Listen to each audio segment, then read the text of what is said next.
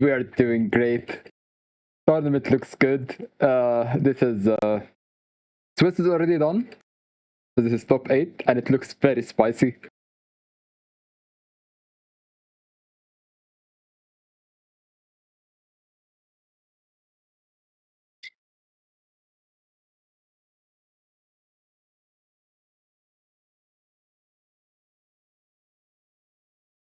Okay, so I was playing the tournament. I was top 10. I was one game away from getting top 8. But then I remembered you asking me, Hirsch, yesterday, yo, what, do you want to cast? I was like, you know what? Leave me in just one game so I can drop and not make it to top 8 to be able to be here.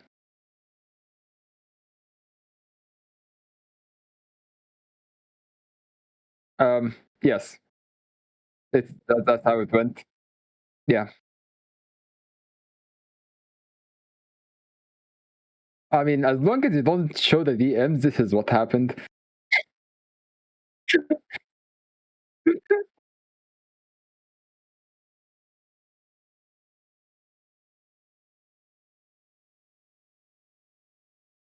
I was kind of expecting like the tournament to be kind of stall, like 4 or 5 decks maximum, like the Nidalee, Akshan Varos, Uder, maybe a little bit of Sunken decks with Set or Victor.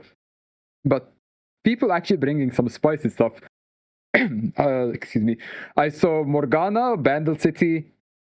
I saw there was someone playing a Philios assembly bot. I'm not sure if they make it top 8, but they were playing it. I think it was Turtle. But the Morgana one made it, and the deck is like very spicy. There is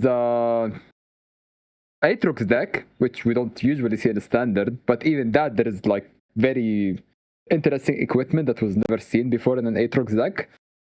So also, very good thing, 0 Mithrace. Like, this is actually very huge win for the community in this tournament. We are about to witness 0 Mithrace deck, which is very good for this top 8 cut.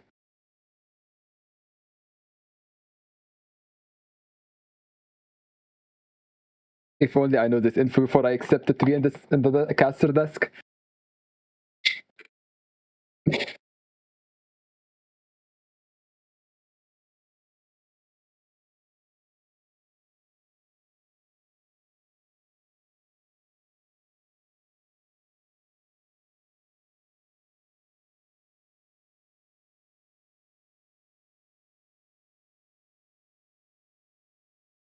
You or you and me? Me, just me. Hello, stream. Yes, Discord, and always OBS like to mess with my microphone settings. So now you guys can hear me now. Welcome. I'm Hirsch. Wlad's been doing most of the talking for me, anyways. But let's get on into the bracket, anyways. Here. Going back to the caster desk here for a quick second. We're just having a great time today, man. Well, the player that we saw called Faris in Group A, I'm really excited to see how he's gonna play. So give us a quick rundown of the bracket here now that I have it up and running. Here we go. Let us go through this bracket, see what we got going on in Top Cut now. Okay, well, we have Mafal, first place on the top 8. He finished off with a very strong 5 wins, 0 loses. First time I see Mafal play like that. And then he gonna face the 8th place, which is Ace, who almost did a generational rundown of this tournament, where he was up 0-3 by the 3rd game, but then he lost the 2 other game, and then he barely made it to the top 8. And then we have Victor, the person who I was talking about, having the most cooks with the Morgana Bandle City, Morgana Vayne Bandle City, and Darkens deck with very weird equipment. I think Bolcox is in there, which is like, whoa. And then we have Thirsty Orange, also known as Trixkit, which I actually haven't seen in this tournament myself. So yeah, we're about to find out how their game gonna go. Then we have Lunaya going with also very interesting cooks with Nidalee Akshan, both in the same deck. That's not 2 different decks, actually both in the same deck. Then we have Kiro, which I also didn't see, so I hope that we will watch them. Then we have Stu and Gali, and I think both of them also like brought some off-meta decks. So yeah, very excited top 8. And a lot of new names. I think only like Ace, Luna, who were consistently here, and then Mafalp was consistently in the tournament, but not mostly in top 8. Yeah, for sure. And the match we're going to be watching first is Vector versus a Thirsty Orange. So let's go on into the decks here real quick, Wad. See what we got cooking up today. With Vector's first deck, Kane Aatrox. Take us through this list, Wad. Yeah, I faced Victor. I saw this list. I felt it's unconventional.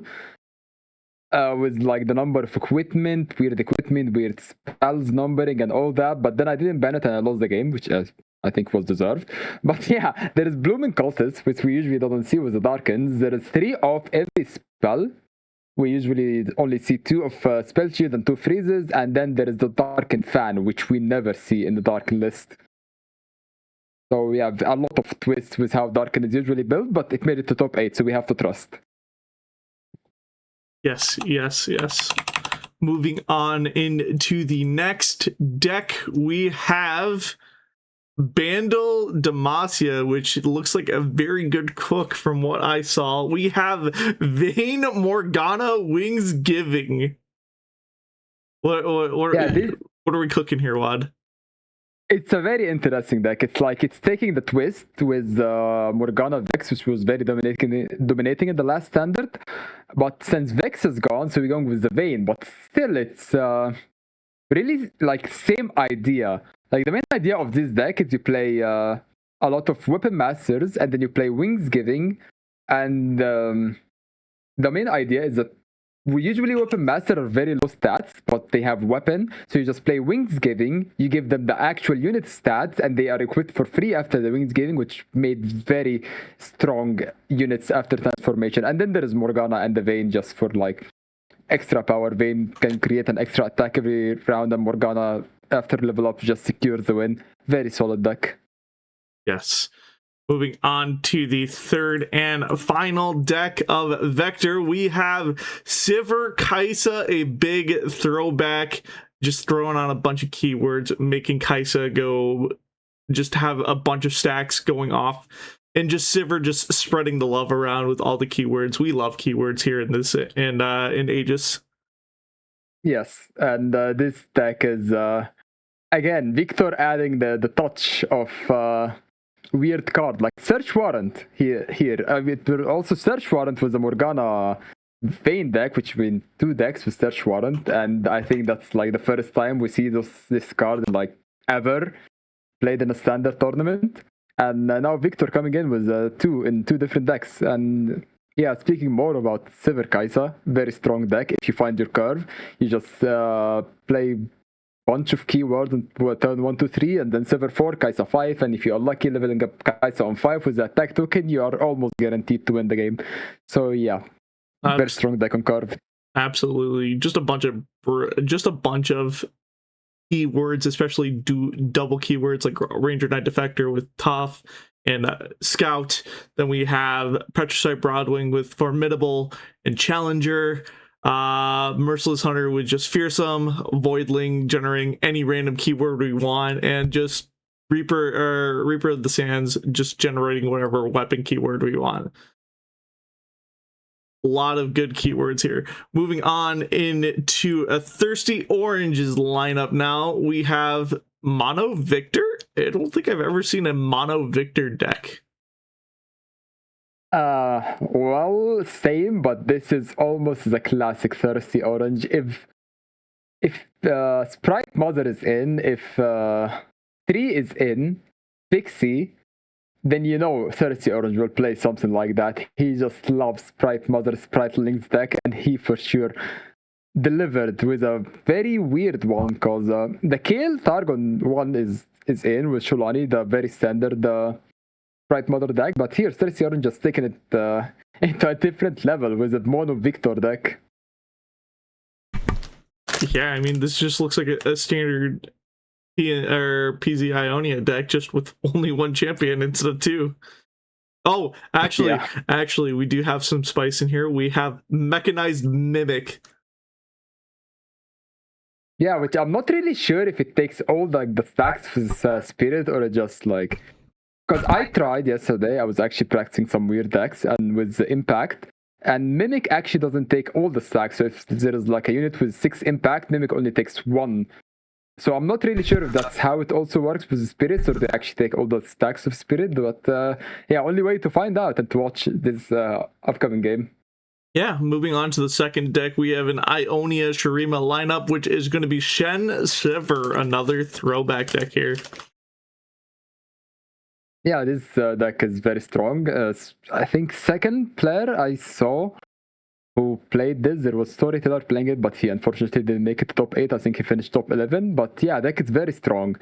You just play Shen, you play your Sever, a lot of barriers, and just good value overall. Whenever you attack with barriers, just trading 1 for 0 or forcing opponent into very awkward position. Very solid deck overall. And you have the supercharge with Greenglade Caretaker, which can create very big overwhelms. Also Absolver, just to make sure that he can secure the win eventually with overwhelms, or with 3 if 3 like hit with Act 3.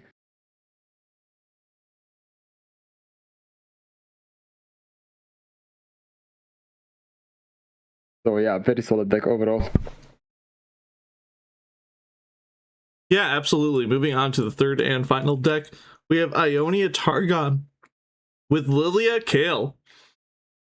Okay, this is the deck that I was talking about. That this is the Trix classic, the Sprite Mother, the Pixie with Lilia, where you just sleep and you either grant all your Spriteling stats or you just create 1 million Spriteling with Pixie.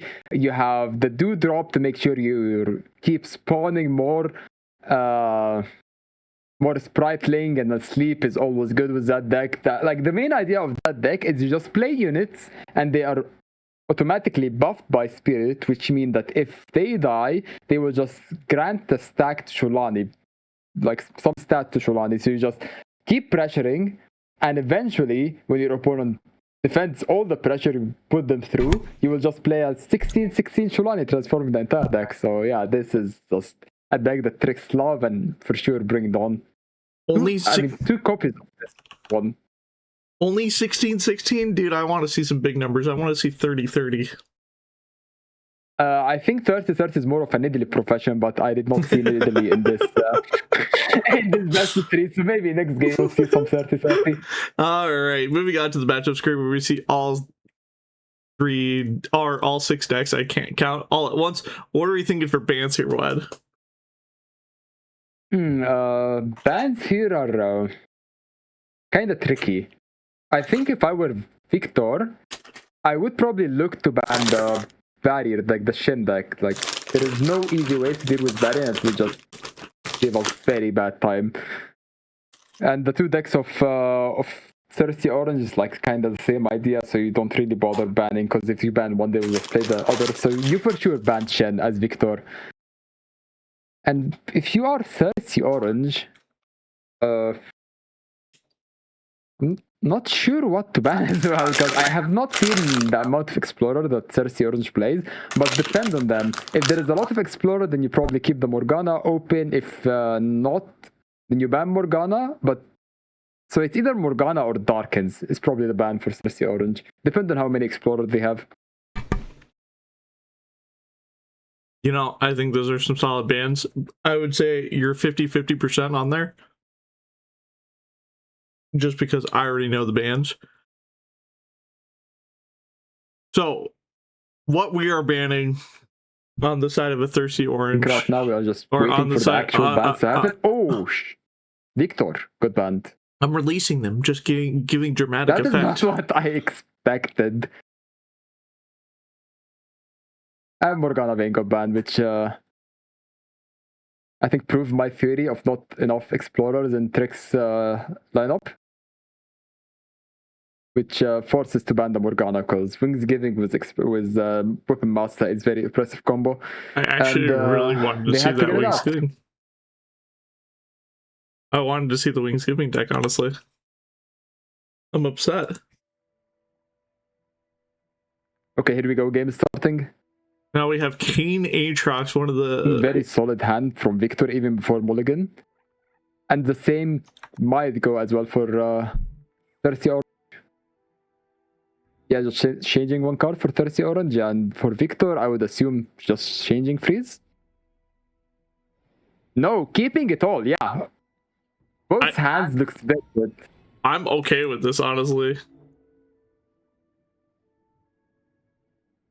In Freeze is like cool card, just making sure that opponent can go too hectic with an attack.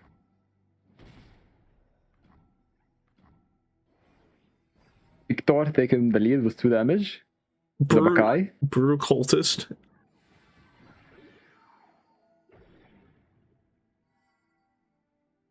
Dude, I'm so happy that I get to see Kane Aatrox again. This deck was so solid, and it still is so volatile to this day. Yeah, and it's also very fun to play. Oh yeah, absolutely. I think biggest problem with Kane Aatrox is we never had an Explorer Darkens.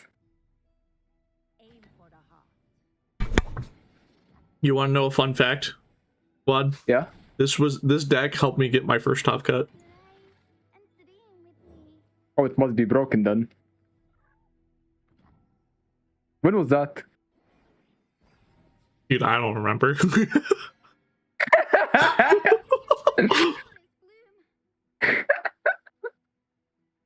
Dude, that was like years ago. Years ago, back in the old days. I mean, the game been out for only like 6 years, so. Going for the block against the Lilia, taking the Lilia off the board here. Yeah, and looking at the Thirsty Orange hand, this will not end in a good way. Yeah, no. We can stop this and preserve the Lilia, which I don't mind doing just because our hand is not the greatest right now. We kind of need to preserve our board as much as possible, right? No, we're just going to let it go through, okay? Maybe the sleep is Lilia. Nope, it's just a sleep.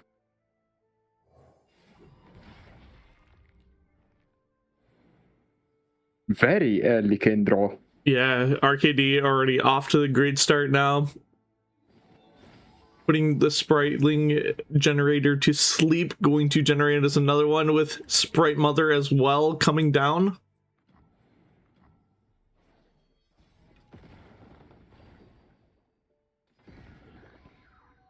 Not enough spirits though to deal with the scout unit, unless if Thirsty Orange willing to commit more stuff.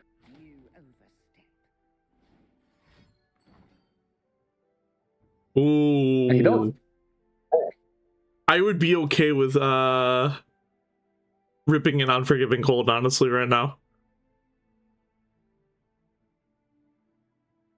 I think an Unforgiving Cold would be pretty huge. And there is Unforgiving Cold, which would make our scout survive, or there is also the option to make Kane start leveling up.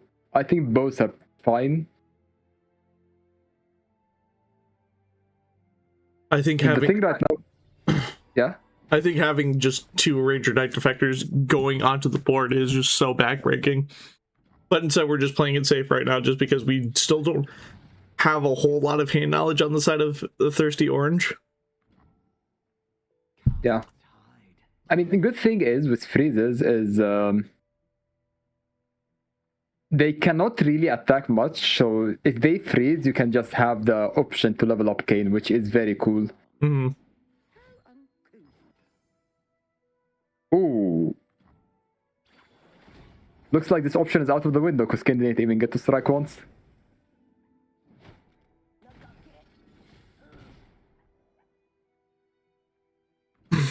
But still, crazy amount of damage.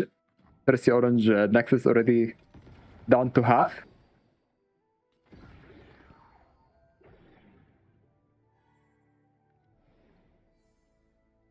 Oh, Blooming Cultist, and there's no more sleeps in the deck.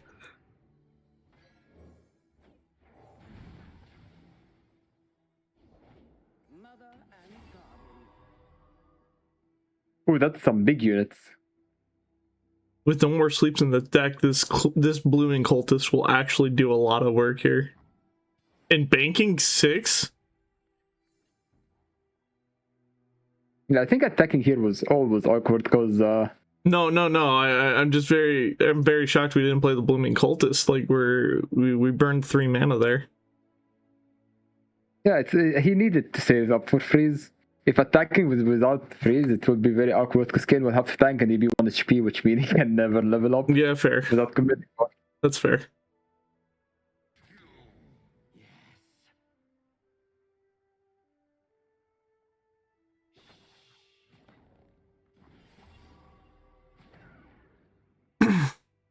Okay, that's good. Victor forcing a lot. That like looking at with caster vision on Trick's hand, this game is looking good for Victor actually. Yeah, absolutely. Like we're in such a commanding position right now. And we even drew the Aatrox, so with just 1 more equipment we can draw another 8.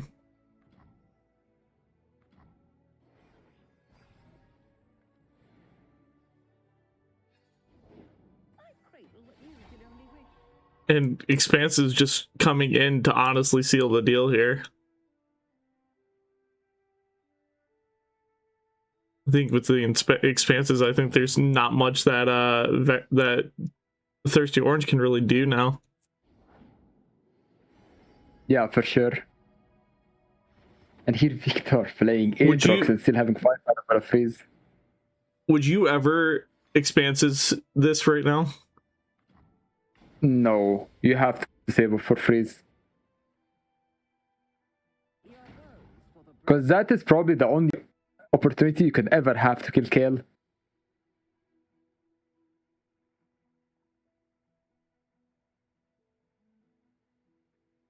there a reason we're not swinging with Chip too?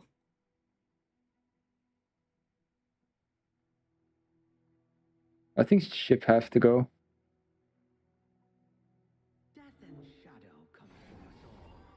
Yeah, either full send or you half send. I think Kale save is good. Yeah, very good freeze. Whoa, very good freeze.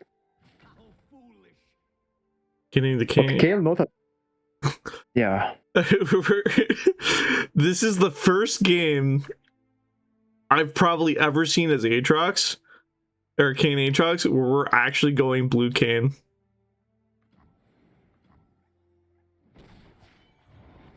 Well, let's hope that this happens. I think this is like blue Kane is honestly the correct play here. It's lethal. It is lethal. It's 100% lethal. Oh, we go red Kane.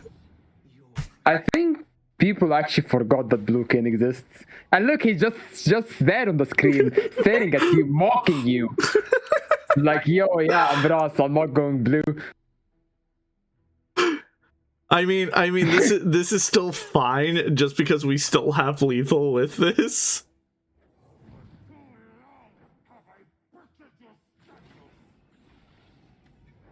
I can't get rid of it. It won't go away.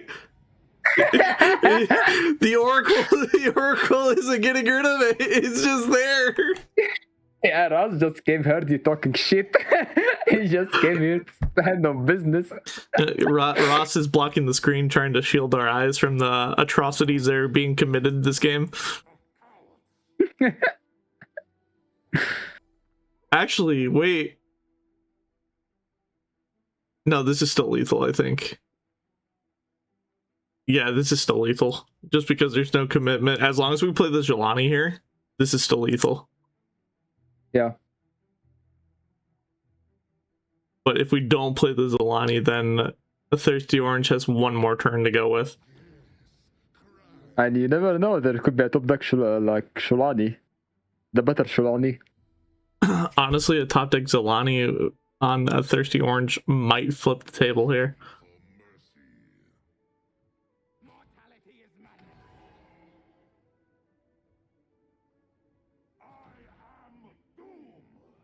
Oh? I don't agree with this Aatrox.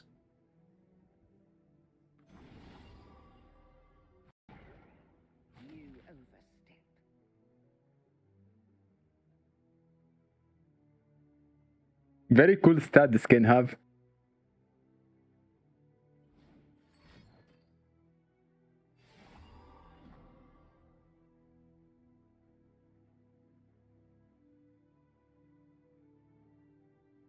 Oh man, this actually just comes down to this top deck. If this is Zilani goes through, if we top deck as Zilani, I think that's game, isn't it? I think our Zilani is where it needs to be right now. Freeze will overwork, that's cool. Maybe.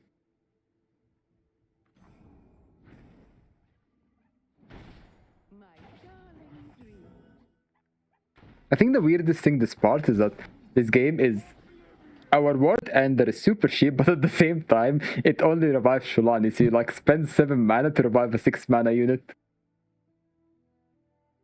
Or Zymulate. Is that how you spell it? Yeah, well, we just paid the Sholani tax.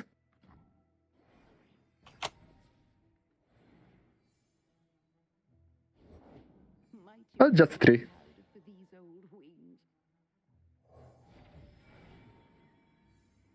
Oh, so kind of Kane to just slide over so we can see the prediction. Thank you, Rob. He just slides back into place.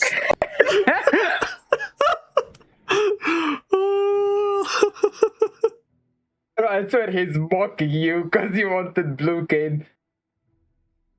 Dude, blue Kane, if we actually picked blue Kane, the game would have been over. That's the funny thing.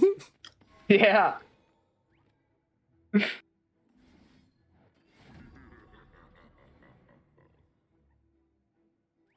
Not sure what was the point of that spell shield, but to stand on business. Just a flex. Ras is actually like shielding his war crime. He doesn't want us to see any killing he does. Yeah, absolutely. Also, this do the nice for Cersei Orange definitely made the game way harder than it should for him. Yeah.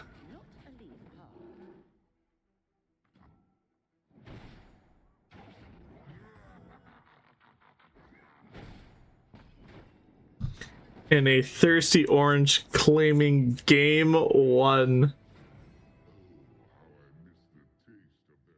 Goodbye, Ras, you'll be missed. Now all we have is other overwhelm mid-range deck versus all Ionia decks. Yeah, Kaiser 7 versus Ionia, to be honest, it's not the worst matchup ever. Again, with Kaiser 7, if you ever hit your curve, you just win. It's very favored. Like, this whole lineup is actually wanting to go up against an Ionia lineup. That is not sunken. I mean, I think we're okay if it even is sunken, honestly. I have watched some unspeakable horror with Dark and Sunken Temple that I shall not repeat. This is not a Shadow Isles deck. See what I did there? Because unspeakable horror. Oh. Moving on. Made to you, man. Moving on. I think this is Primo on Vector side. No, it's post ball. That is a wild hand. That is a wild hand that you do not want to see. Wait, we're running Search Warrant in this? That's spicy. I like that. Yeah, to Search Warrant in this one in the board. Like 2 decks with Search Warrant from Victor. Yeah, I didn't even notice that we were running Search Warrant in this. That's actually a really spicy tech. I feel so bad for Thirsty Orange hand. I feel bad for Vector's hand. We have nothing to go with right now. We just have 2 cards. Look, Never mind. Yeah, it could be worse. All we have is a Pix. It could have been a pixel. You're right. You're right. You're right. My apologies. Honor is the rest on a dull blade. Thirsty Oranges. Sivir coming down now. Which could make the game a little bit easier for him.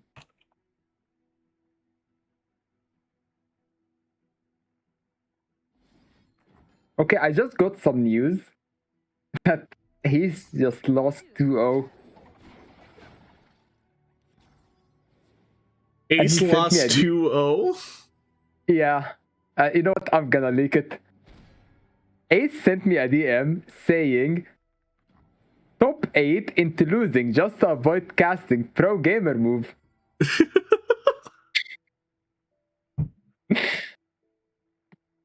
Ace is not a wholesome caster. He could have been like, you know, wanting to end his run like I did to be in the caster desk. True. True. Going on to the other sides of the matchups as well, we have Luna 2-0ing Kiro as me, and we have Stu 2-0ing Galizera. So next round will be Luna versus Stu, and Mafalb moving on, or fighting the winner of this match as well. Which could, like, I don't want to be an oracle here, but all the game ended in 2-0. And looking at this hand, Victor taking the first game, then maybe all 4 games will end in like 2-0s. Yeah.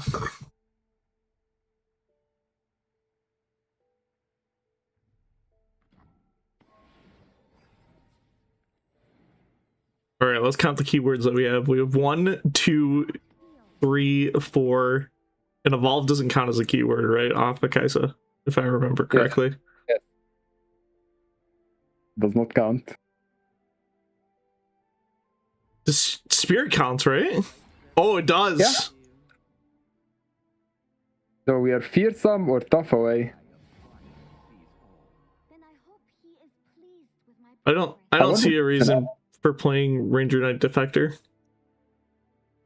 Just because we haven't found a single weapon. I think this round is could be very volatile if Victor doesn't defend correctly, so might be an angle not to develop any and just play our 2 spells.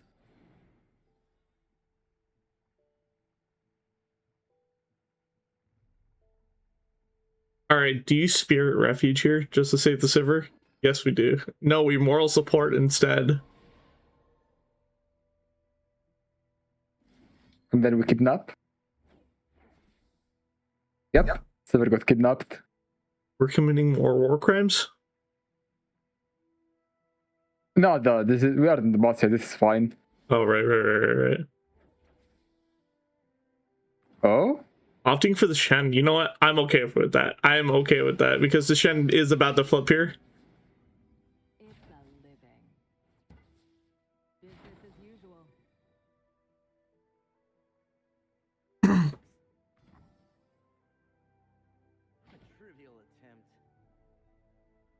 Yeah, and here we just sacrifice Ezreal. I mean, Shadow Light Feather. That is definitely not Ezreal. No way. Yeah, he's not. He's just Shadow Light Feather. You sure? Almost positive. I don't know. I think that might be Swain.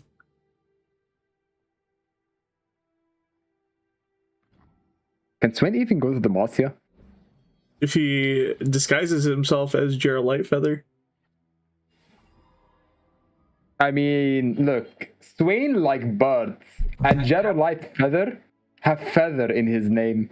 Exactly. See? You see the connection? Okay, he might be into something. All I'm saying is I've never seen both of them in the same room before. That's true. And that's a level Kaisa. That do be are a leveled Kaisa, you are correct, and we're sharing the keywords over to Kaisa here.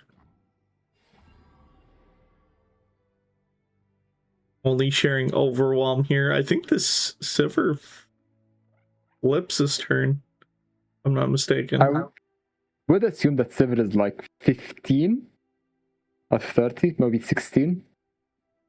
No, it's not 16, it's actually 15 less. Sivir's at 11. I am wrong. She can flip this turn, yes. Kaisa gonna shoot 3 times. So that's 3 damage, and then 7 damage from her actual damage, so 10. Kaisa doing 10 alone. And we also have 2 challenger, which can be very annoying, very obnoxious.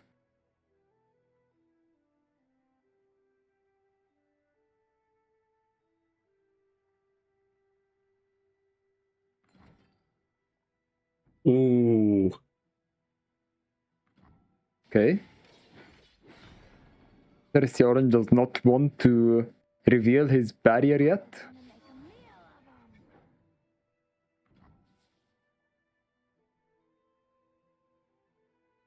He can't. I don't think he can, because if we do play Spirit Refuge, the Kaisa will shoot the barrier. Yeah, that is actually very annoying. Kaisa shoots 4. Yeah, Kaisa shoots every single unit once, so no unit is safe in this equation.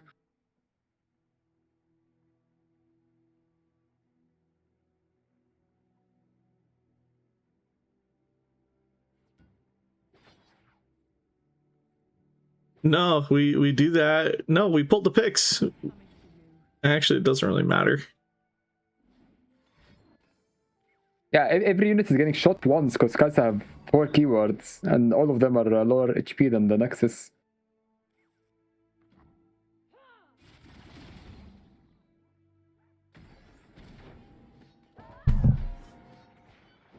Like, all this barrier did is just save us the 2 pew pew damage, but still lethal. Does. I go where the trouble is. It's The Oracle was true. Every game in top 8 ended up in 2 wins, 0 loses.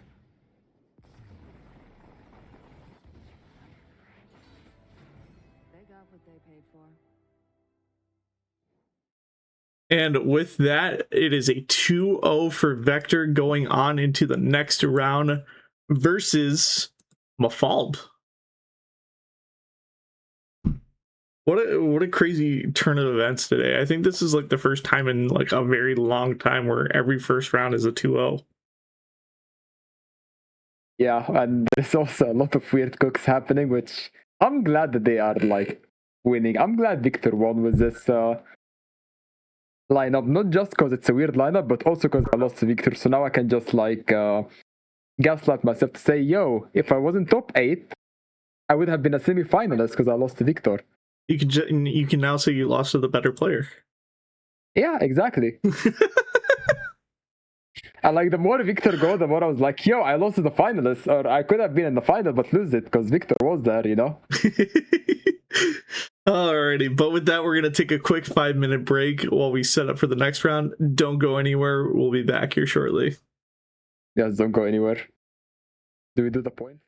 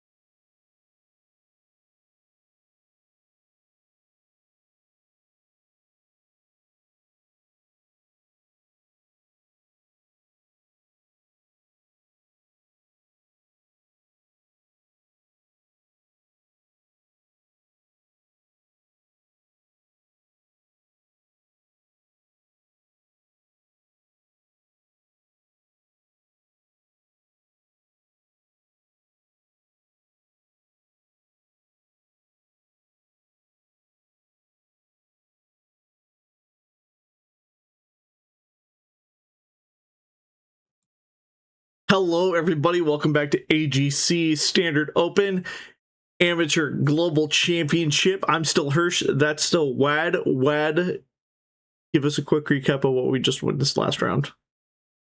We witnessed Victor playing against Trixkit. Trixkit, the guy who likes playing Spritelings, playing trees. He had two of them, but that didn't really quite help him because Victor ended up being 2-0 in that set. And then we looked at other games like Mafalp and Ace, where Mafalp also won 2-0, and Luna also won 2-0, and Stu also won 2-0. So now 4 games happened, and all of them ended in like a sweep. Yes. Now, do we see this round, the semifinals, be 2-0? If every round is in 2-0, I will be completely shocked. I think we might be in for the fastest top 8 ever if that happens. We're on a record pace for the fastest top 8 in LoR history. Yes, like we are sub 1 hour in and we're already starting round 2. That usually doesn't happen. Yeah. Let's see if they can keep up the pace.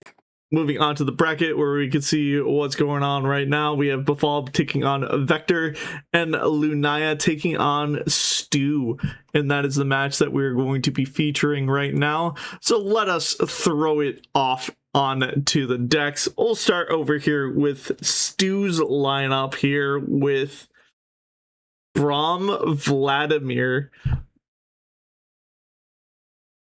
Yeah, this like...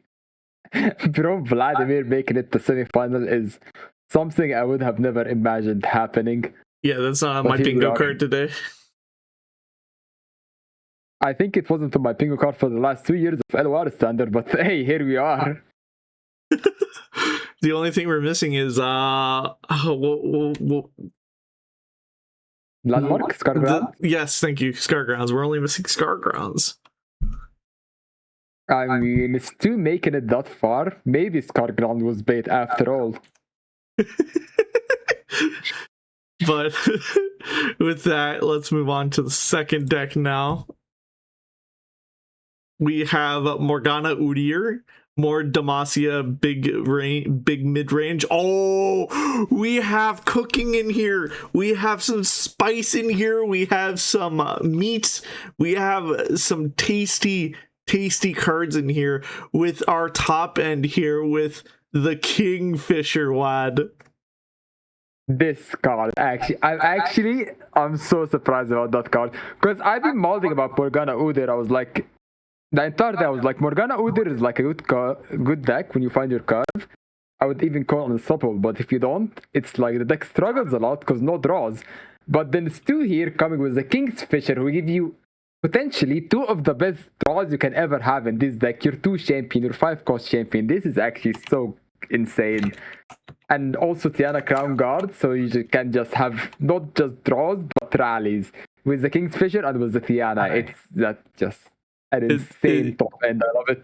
It is disgusting. I love Kingfisher. I thought Kingfisher was a great card. I'm just surprised a lot of people didn't tech it in. It's such a fun card. Moving on to the third and final deck for Stu, we have Janna Set. Yeah, Set just left Karma for Janna, which he didn't really want, but Riot Devs had another opinion, was just throwing Karma out and keeping Janna in. And hey, it's still like the classic sunken Set with just controlling the game until you eventually just make opponent run out of all his team and you force him to mental FF because this deck doesn't actually end game. It just forces opponent to just FF without mental damage. No Nexus damage, just mental damage. No Nexus damage, only mental damage. We're very peaceful here. Moving on to Lunaya's decks now. We have Sivir Kaisa deck we just saw not too long ago, but with a lot more tech cards than what Vector was running. We have our staples, Void Abomination, Durand Protector, giving a unit tough. We have Avenging Vistaya, Spell Shield, and also a free Red Negation. Well, not really free, but you know what I mean. Yeah. And that's about it. Everything else, we also have Sharp Sight to block our elusive units as well. And then And it's a keyword, which you really need in that also deck. true. And also Sunborn summoning to pull our champions as well. Oh, and we're running Search Warrant as well too. Look at that. Yeah, Tech 10 against Search Warrant. It's like this card is somehow making moves. I thought it's like gonna be useless, but it's actually very oppressive. Yeah, no one actually uses it until like now. It's wild that it's actually coming into play now. Yeah, and it's showing how strong it is. It's like it's very good. Yep, and then this, of course, has to be, of course, Lunaya's signature Nidalee deck. Just throw Nidalee in any deck, and it's just a Lunaya signature, honestly. Yeah, I've actually played against Lunaya 2 days ago against this deck, and I was like, yo, Luna, why are you doing this? Either play Nidalee or Action, but looks like I've been proven wrong, because Luna right now is in the semi-final with Nidalee and Action, the same decks, bunch of equipment, Wings giving in there. It's like mostly Nidalee, but just Action with Glaive and equipment. It's somehow working. Yeah. Moving on to the third, and oh, you know what? We did talk about this. You did say I might see a 30-30 here. Will I see a 30-30? Okay, where? Moving on to the third and final deck, we have Kane Aatrox with a ton more weapons as well. We have Darkened Ballista, we have Darkened Aegis, we have Darkened Harp, we have the whole 9 yards. We have even more cultists. We have Ambitious Cultists, and we have Shadowblade Fanatic too. This is a kind of Darkens I'm used to see. A lot more equipment. And Luna also taking in the Ambitious Cultist, which I would say a very ambitious choice. But hey, there's no wrong with like a little bit of Gamba, right? You just Gamba, that you get a good 2 costs, and that's perfectly fine. Yeah, deck looks good. But and this card is in as well.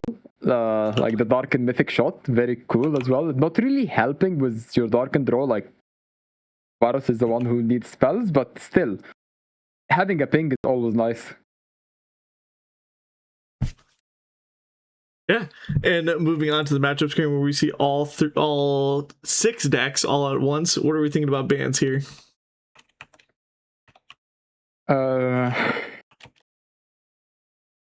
I think Luna should ban Seth. Sunken is very oppressive deck that can for sure guarantee a win against any of Luna's deck. And 2 would most likely ban probably Nidalee Action. Maybe. Or maybe Kaisa, because a Search Warrant actually can be annoying. Because Studs plays a very beefy champion, and Search Warrant can actually disturb it a lot. Yeah. So what's the final answer? Nidalee Action, and what else? And Nidalee Action and Sunken. Oh my god. He's cooking. He's cooking. He did it. Okay. He did it. Oh! Well, I could have top 8, but at least I got a win here. You gotta win somewhere, and that's all that Yes. matters. That's where it really counts. Now we're just waiting on the players to start. What decks are we queuing up first, honestly, here? We're gonna queue up Kaisa and Morgana. Kaisa and Morgana? I think we're gonna queue Morgana Aatrox. That's because those are 2 of our strongest decks here. I have a hunch here. What's the hunch? Is that they're gonna play Kaisa and Uder.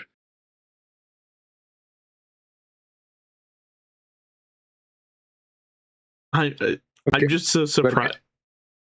We're getting edged. I'm just so surprised with how much, like, honestly, there has been cooking and how much evolving, like, even things or evolving decks have gotten into the meta right now. Like, if you ask me, like, 5 years ago, will I ever see Vladimir Braum in a top cut? I would have told you you're crazy. Yeah, and considering the game having got updates in 2 years, that is meta still evolving, by the way. Believe Yeah, it or not. it really is, honestly. Like there is this other tournament with like a format where cards get banned every week, and to this day, 2 years by the way, no cards got released. But to this day, with this format, there is cards that I'm first time seeing in this video game. Like what?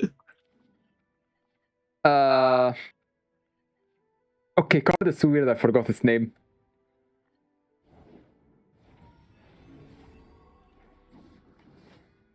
Oh my god, that snap pick. We had to have picked the weapon, or we had to have picked the cultist. Actually, I have to find the card, and I'm gonna name it, and you probably will not know what it is. We picked a weapon? We have 2 weapons already. We have no units. Believe in the top deck. I believe. Okay, I found the card. Do you know who Coastal Defender is? Yeah. Well, here goes my entire argument.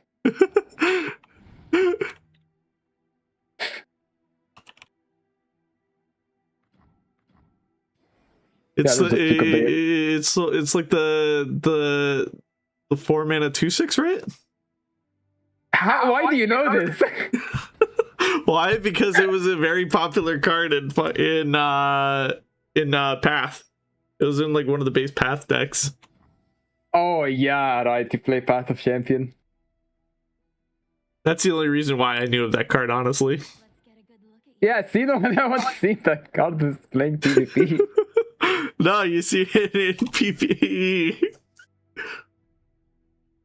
Okay, wait. There is another card that I think you shouldn't know. All right. Shadows of the Past. Shadows of the Past. Well, that's obviously Shadow Isles card. It's Ionian. It's Ionian? Yeah. Oh, I know this one. This one, it's the Z card that like recalls your unit and gives ephemeral. Why do you know this? I just had to see the artwork. Once I see the artwork, I actually know what it is. Oh, so you're cheating. I mean, I know the card. I know what it does. I just saw I looked up the artwork, and once I saw the artwork, I knew exactly what it was. Okay, I'm gonna have a last try here, okay? Alright. Do you know who Master Bingwing the Thief is? Master what? Bingwin.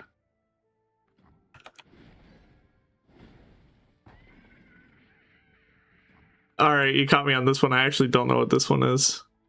This card is actually in standard right now. It's a 5 mana. Oh, elusive. this came out with set, didn't it? Yeah. But nobody really plays him because Yeah, he's, you got me with this one. I've never seen this card. he's actually in standard right now. I'm surprised Riot even remember that this card exists and willingly add I've standard. never seen this card ever been played before. But anyways, getting back to the game here, what has happened? Now we have Braum on the board. We still have our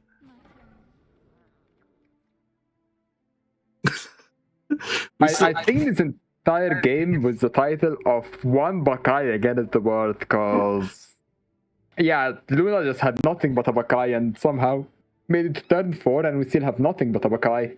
yeah, Bakai in a dream. We have one Bakai in a dream, man.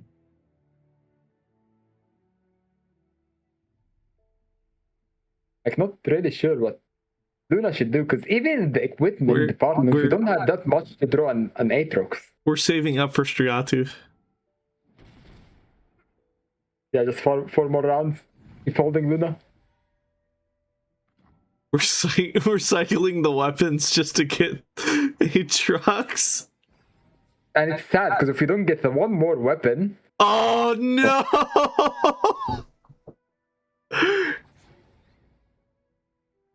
just one of those games. But you know, at the bright side is his two-hand isn't any better because we still have a strike with a 5 power unit, so we can kill something, I guess.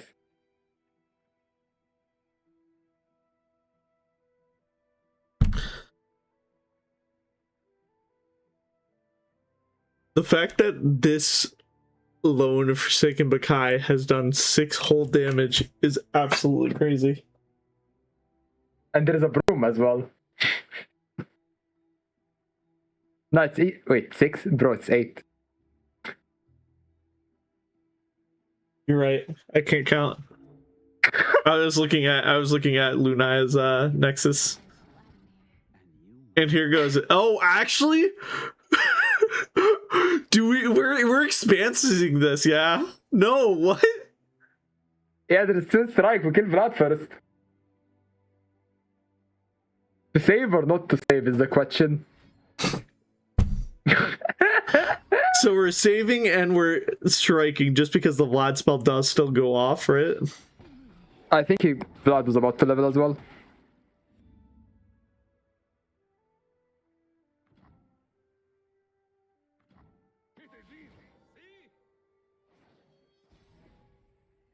And we're still Holy sitting at the moly. bottom. And we still don't have a unit!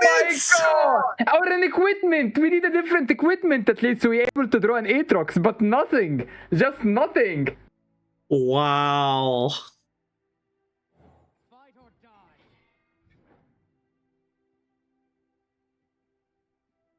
You know what? Even if Luna lost that game, I'm still proud of that Bakai. One Bakai versus the world, man. Holy moly.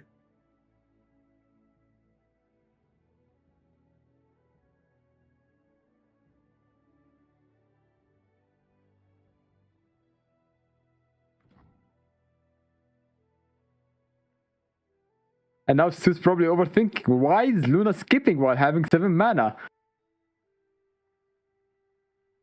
Like, I wonder if Stu will actually get scared and be forced to, like, skip as well. Is that lethal? Alright, let's count. Let's do some math. It's lethal. It's 14 not. damage. It's not. It is lethal. We have what we call it? Yeah, we have freeze. Oh, but Luna re-equipping though is sad because now we cannot kill Broom.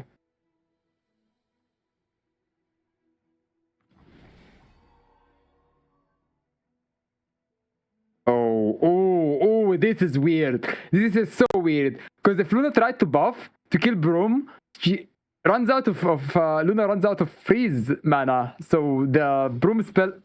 Okay. Saved.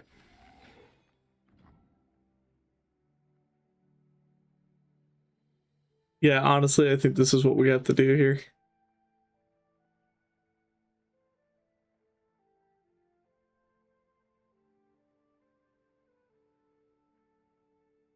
So we can push a little bit more damage. Yeah. Okay, so if Luna's next top deck is not a champion, I'm afraid to say that this game is just over. I don't think a champion even matters at this point. Champion into freeze, thoughts? Okay, we're cooking. We have Kane. Can win. Can win. Top deck buff though is... Wait, Kane draws an Aatrox?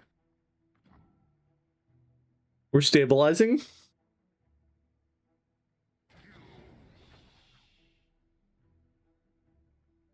Biblical level greed from Luna.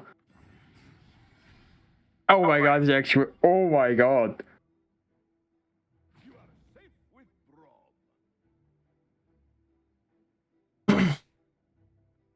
Noxian form up incoming. Yeah, you honestly have to.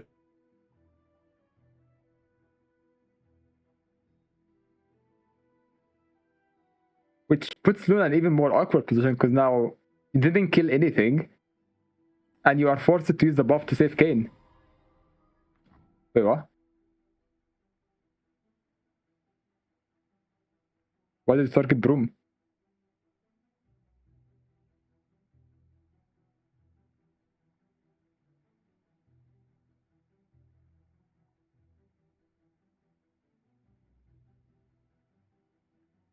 Now we're stuck with a choice here. Do we save the Kane? Or do we kill the Braum? Like, this is actually a really bad fork. Yeah, or do you trade the Kane? You trade the Kane. I think this game just fell when Luna changed the equipment. But if Luna didn't change the equipment, Broom would have died. And we could have frozen.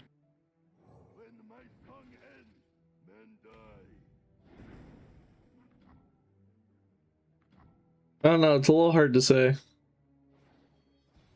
It would have been better. No, I'm not sure if it's winning, but would have been better for sure. It's okay, never mind. I saw blue, I thought it's another freeze. Even if we found another freeze, it doesn't save us. Unfortunate. Very weird turn of events. We almost had a good comeback. But unfortunately, Kane Trucks was not able to survive. So now it is Udyr Morgana versus the world. Where will we see a Kingfisher dropped down today? I mean, hopefully.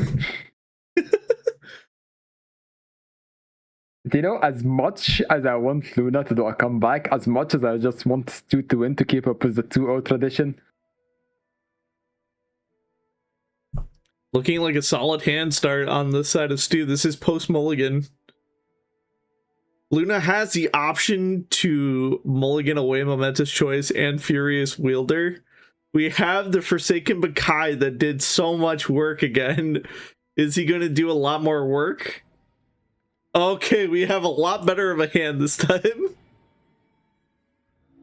Okay, yeah, this is way more playable. Oh man, look at these units.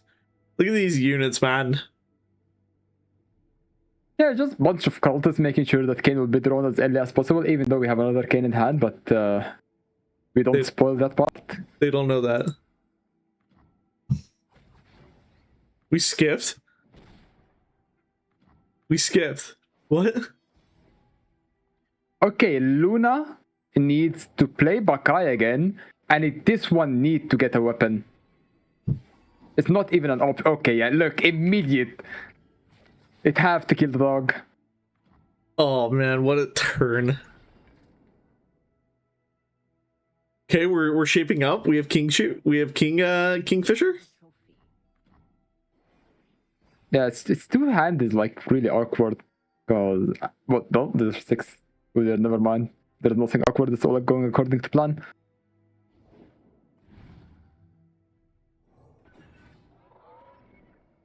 Roadwing is nice, making sure the Bakai doesn't attack here.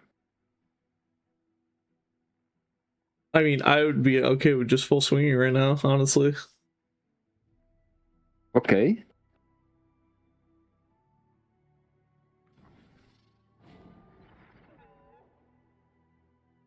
I don't really like that attack. I'm okay with this. What I feel about Darkened decks is that units are basically vessels and you need to keep them until they are equipped. If they're equipped, sure, go attack with it, go crazy. But when they are not equipped, it's not worth giving away.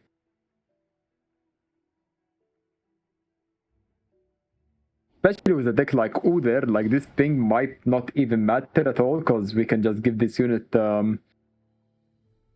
region.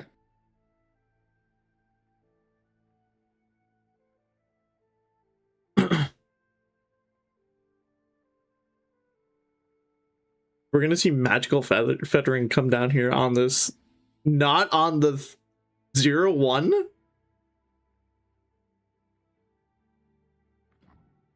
I like that investing part.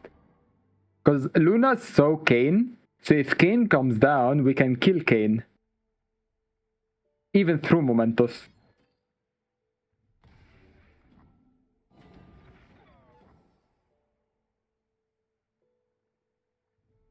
You know the entire thing I said? Ignore it. I'm confused again. I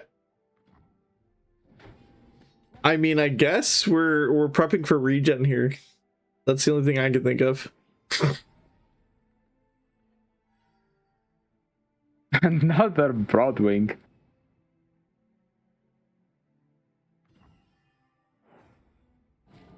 You know, okay. Are we okay? And we're gonna see a momentous choice come down here and completely negate this now.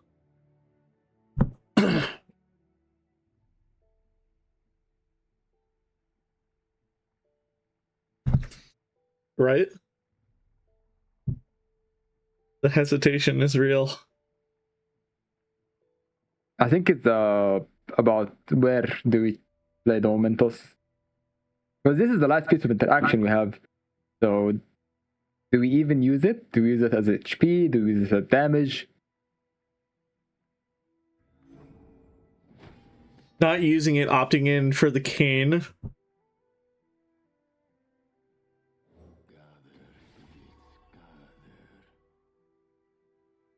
So now you're forced to kill the 1/1 Broadwing.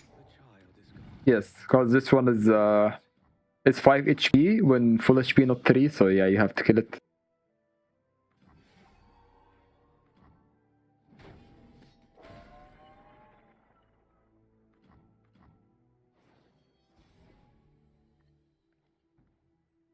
Well, the existence of that one strike in Stu's hand, but ooh, he got Beth. So he might give Luna an angle to actually make something this game. Because if Kane doesn't die, that's a big problem.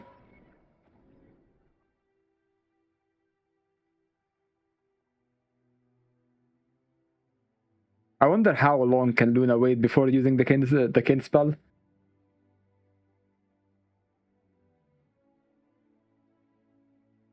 I don't know. I seek a weapon worthy of Naga Kebur. Yeah, Luna's just waiting for Stu to drop before below 3 mana. But it's a big gamble. Because if that strike went through, I don't think Luna have a game plan.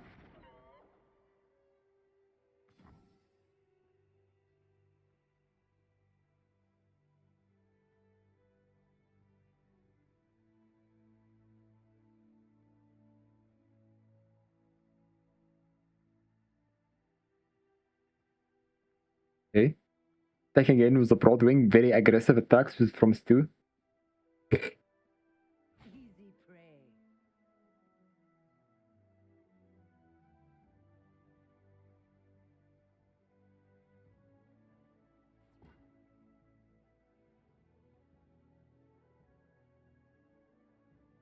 Are they warriors or poros?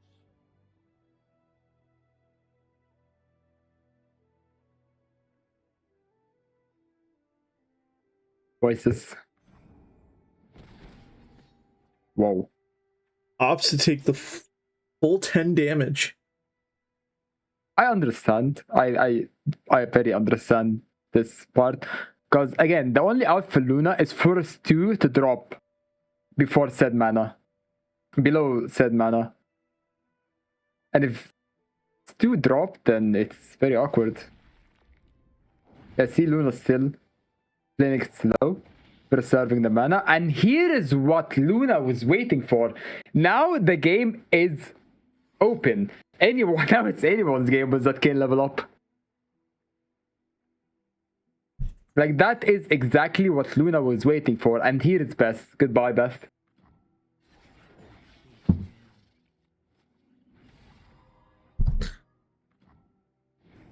Wow.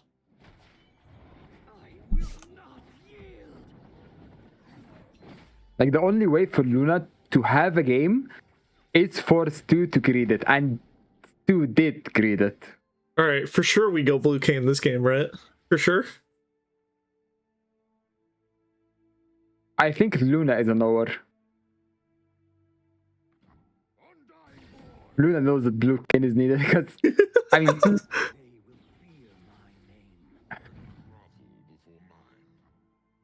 Ross doesn't grace us with his presence this time. He doesn't block the board. yeah, because we kind of hesitated about the blue cane choice for the Jack, so. And Ross was like, yeah, I forgive you this time. But yeah, this blows the game wide open now. Now we just honestly we can just slam the Aatrox and go to actually no, we can't slam the Aatrox. We have to play it safe just because we do have Gentleman's Duel. I think we have to run away with Murder and just open attack with Rust on like the 0-1 to make sure he's buffed to not die to Udyr. But yet again, we can also play it slow because we have Momentos. This is also true.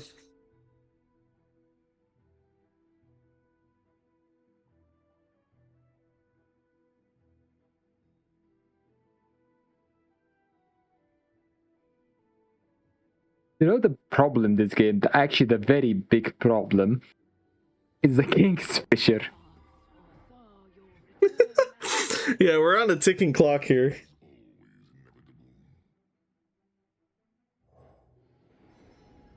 And Stu here can just make Luna's game back to being awkward because the only good part about Kane is his weapon. So if we remove it, he's like becomes just a useless Chungus doing nothing. A useless Chungus.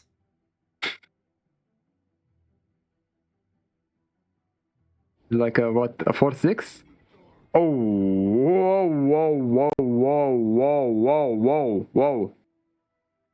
Whoa. I'm actually okay with this. Because this prevents us from playing Gentleman's Duel during combat.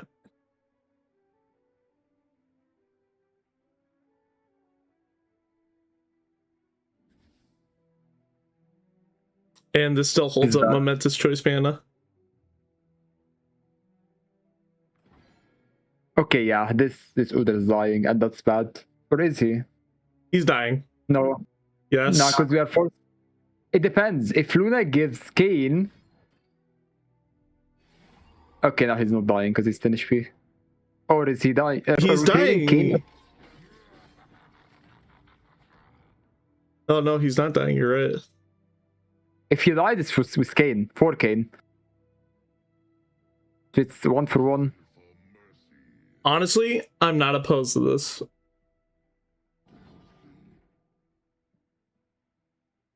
And then we just swing with the 5-3 cultists.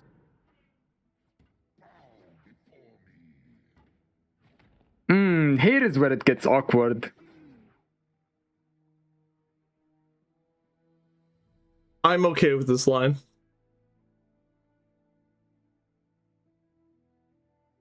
It's not bad. It pushes damage. It kills Udyr. Okay, but the 2-2 attack is int, yeah.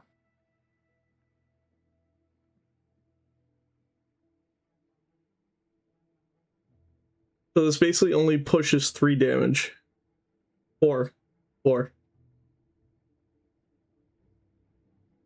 I mean, still, giving up Broadwing is a big problem for us too. I don't think we're giving up Broadwing. To eat 9? We can eat 9. I'm okay with this. I think Stu's next is not okay with it, but what can man do? No, we're using health as a resource here because we have more tempo than Luna does right now just because we do have the Kingfisher. I mean, still, next turn is 8, not 9, so that's wow, we didn't give region. What's happening? And that's a spell shift for the strike.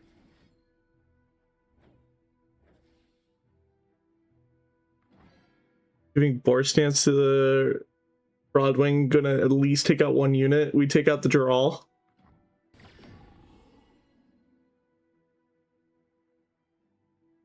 Not really sure why we gave Luna the action, because action means equipment, and equipment is a very, very big Kane equipment. There's opportunity for a misstep here. So Luna can... If Luna plays the Aatrox, that is the misstep here. We have to play the Kane weapon or the Scythe on the Dural right now, because Dural is what's getting us across the finish line. Yes.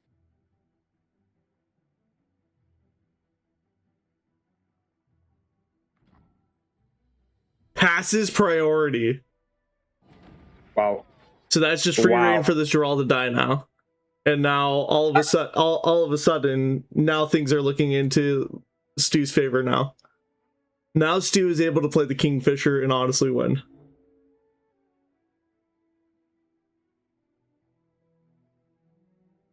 I mean, it's still lethal. If like Luna can still get lethal because again, Stu only have 2 blockers. And, No, we can't get lethal. The only way we get lethal is if we draw a unit here. If we draw a unit here, then we still have lethal, but even then we still have the Kingfisher. We have to open attack. Okay, now we can destroy the cane weapon.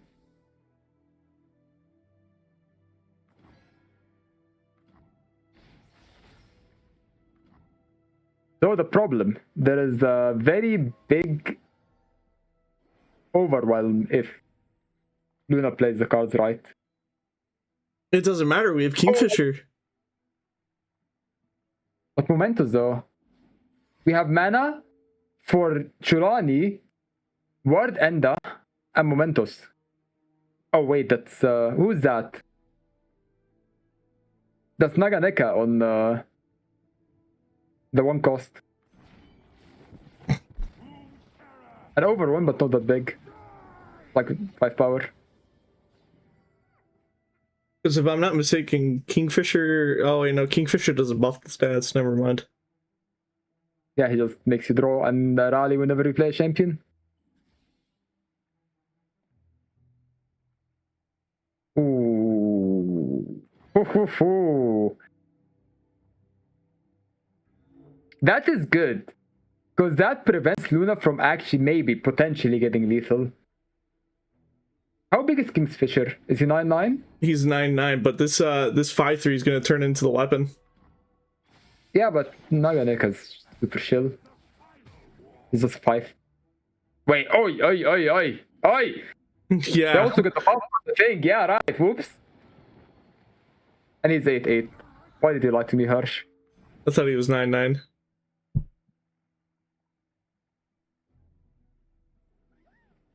Never mind.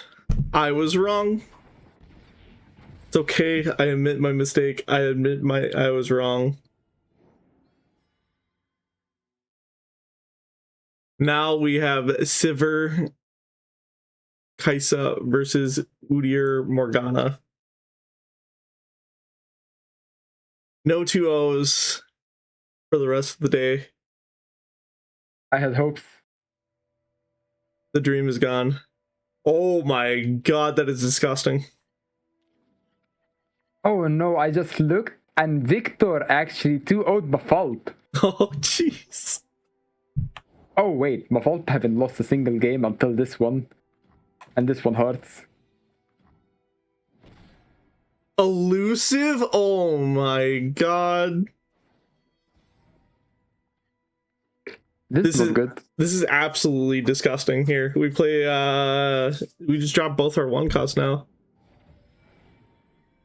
Find Kaisa. Didn't find Kaisa, still have a way to find Kaisa. You either take Forsaken Bakaya or skip. You take Forsaken Bakaya as the safe way. I mean, cannot hurt.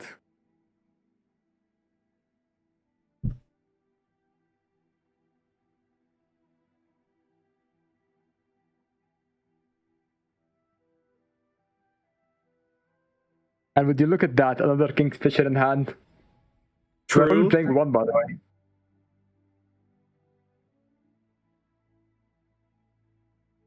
So, Okay, Stu's hand is bad. fun fact for you. That second Voidling probably had Elusive, and that's why we didn't play it. Oh.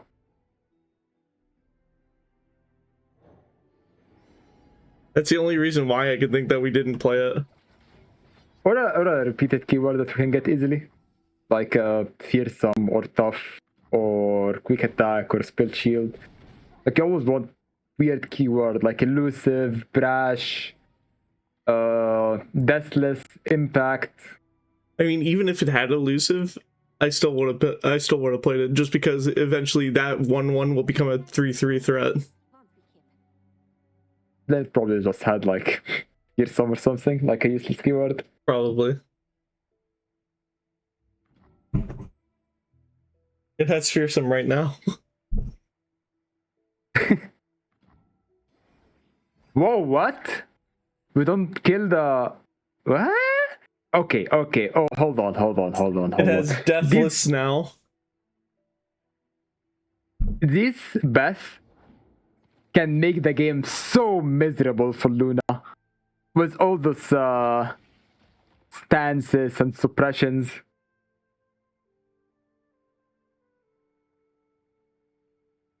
We have 3 fettering and 2 stance swaps already. Waiting to be found. That is diabolical amount. 1, 2, 3, 4, 5 or 1 keyword away. And we have a Sky Splitter, by the way. So it doesn't die from a strike.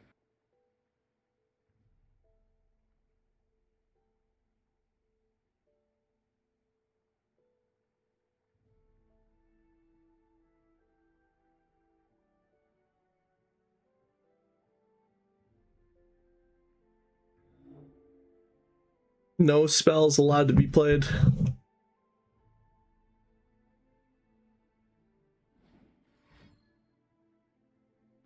Luna forced to play into the Sky Splitter.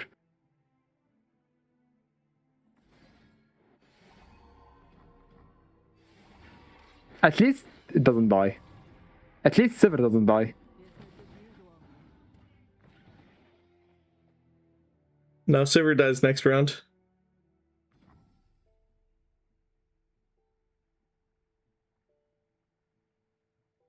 We will slow them. Our teeth they will see.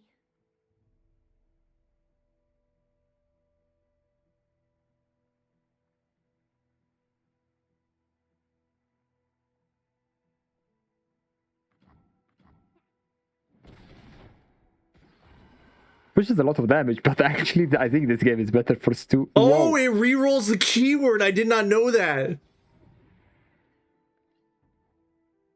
That's actually a really interesting interaction. And it got Challenger, the keyword we needed for the Evo. Like, actually, though. You have not seen the Deathless into this roll. This is one good roll when it happens.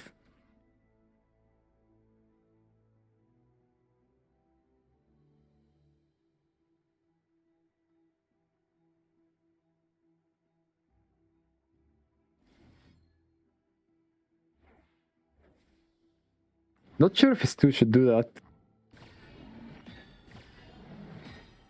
It could have been the IRS agent with like sending taxes all to Luna. I mean, well, this is fine because we want to basically set up second stance for regen.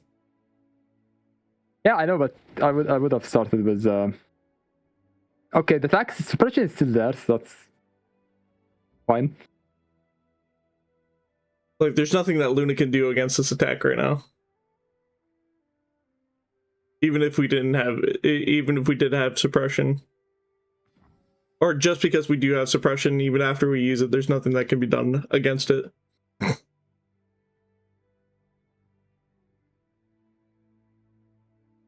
So now we take the swing and then we play second stance and boar stance and just honestly run away with the game from there.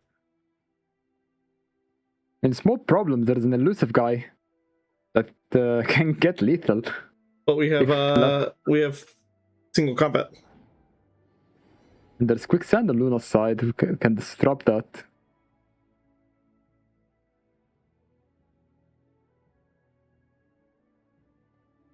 I'm in such a favor of next taxes, maybe.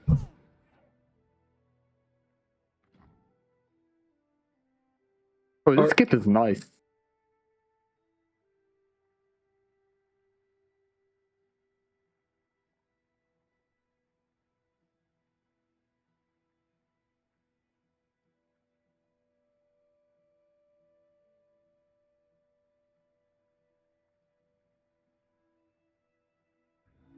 Getting fierce. I'm trying to set up this RKD.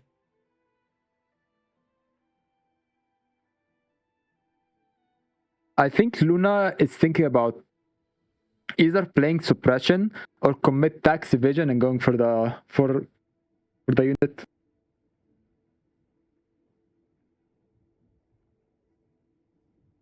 We can win. Okay, tax evasion has been committed.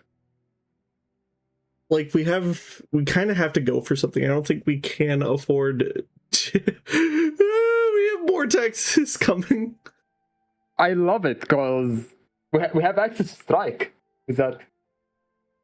I would like I would not like to play this magical feathering, honestly. As much as funny as it is, I don't agree with it. I think going for regen is a lot safer.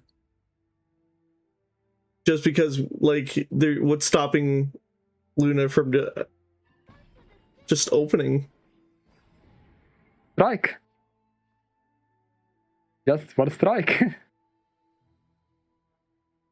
No, I was thinking what's stopping Luna from just opening with RKD, but we have a 5/8 that's kind of stopping us, so it kind of doesn't really matter. I love this. Iris Agent 2 on duty. My legs don't work, but the goats do.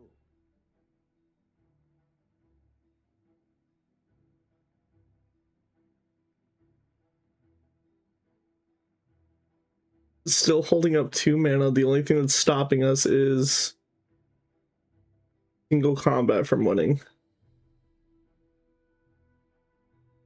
I think Luna wins now. No, I don't think so. Stu have one more unit on Luna. I mean, Luna have one more unit on Stu, even after the single combat. Luna dealing at least 3 damage with this development. And we cannot go for the ram stance because we will just kill ourselves. This is true, yeah. Actually, GG. yeah, you're right.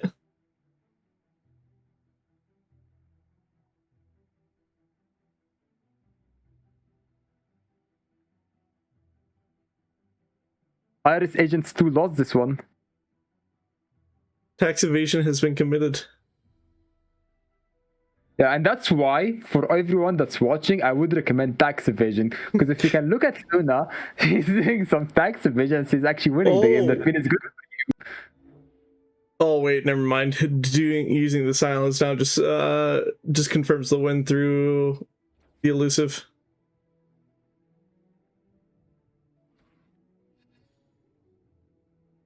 Yeah, and Steve just realized what he did.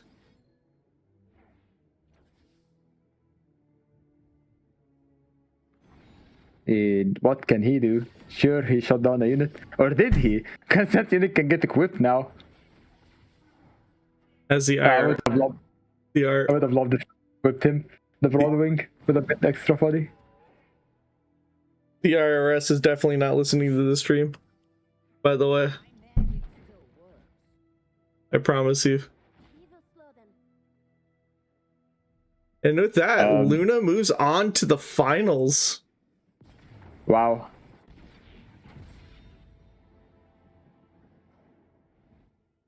Yeah, this game was... I would call close impossible.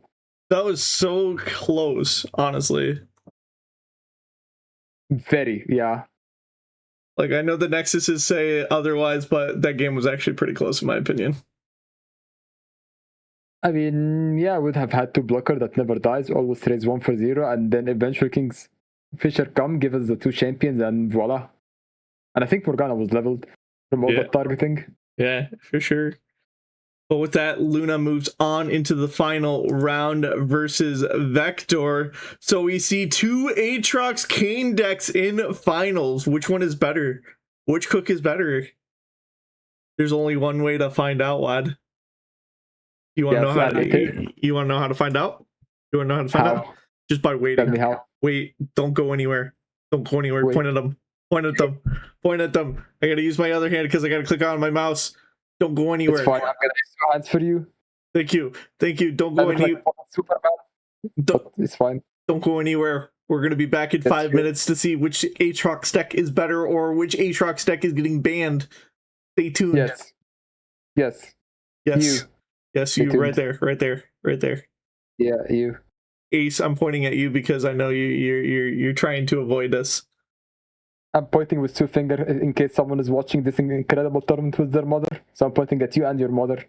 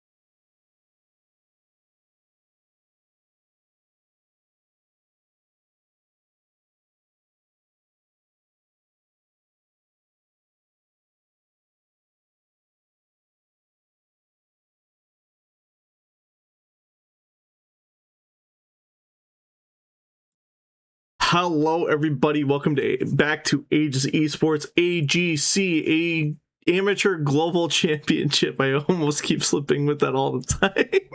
I'm still Hirsch. That is still Da001 or 001 Da. Who's Da? That's your name. Nah, other way around. 001 Da. What's your name? Okay, you could have like had the thing inverted, but if you flip your monitor, like hold your monitor right now and like flip it and try to read it again. It still says 001 Da. Well, unlucky. I tried. I'm dyslexic, so it doesn't matter. So what if you flip yourself and you try to read it? It's still dyslexic. It would just be 001 damn. But have you tried? Yes. Come on, do a backflip right now and read it. No. Anyways, getting back to the stream at hand, give us a quick recap of what we just witnessed. Okay, Luna versus Stu. Stu took game 1, but then Luna made a reverse sweep, winning the entire set 2-1. It was very cool win, to be honest. The Darken wins, and the other win, I actually forgot what happened in this set. It was so weird, and I was just completely focused on the Kingfisher that Stu draw 2 game back to back. But yeah, on the other side of the bracket, there was Mafalp and Victor. And Victor actually 2-0'd Mafalp, which is crazy because Mafalp played the entire day and he was 6-0. He actually have not lost a single game yet. But here, with the Victor game, he got swept. Like 2-0, completely swept. So I'm not really sure what happened here because we made sure to avoid watching Mafalp because he said, yo, I have a casting curse. We just made sure that this lose was all up to him and we didn't influence it in any way. But yeah, we're in the final now. Victor versus Luna. Yeah. So let us go on into the bracket, see the journey that these guys came on. Let's just quickly run through this entire bracket. We have in round 1, Mafalp 2-0ing Ace, Vector 2-0ing Thirsty Orange, Luna 2-0ing Kiro Is Me, and Stu 2-0ing Gali Zera. Then in the semifinals, we have Mafalp losing to Vector 2-0, and Luna beating Stu 2-1, and now we are here, Vector versus Lunaya. Let us go straight into the decks, and we're going to quickly go through Luna's decks real quick, just because we just saw Luna on stream. We have the Kane Aatrox, ton of weapons. We found out that if we don't draw our weapons, if we don't draw units, Forsaken Bakai will do some work, but won't be able to carry the game, unfortunately. But when we do draw our units, it becomes deadly. When that happens. Yes.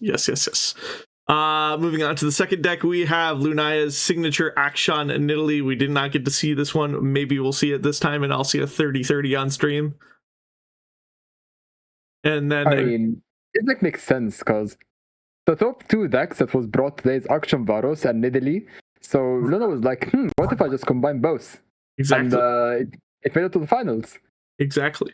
And moving on to the third and final deck of Luna, we have Sivir Kaisa, a lot of units, a lot of keywords, and a decent amount of spells. And also the very, very dirty spell, Search Warrant, that we've only seen once.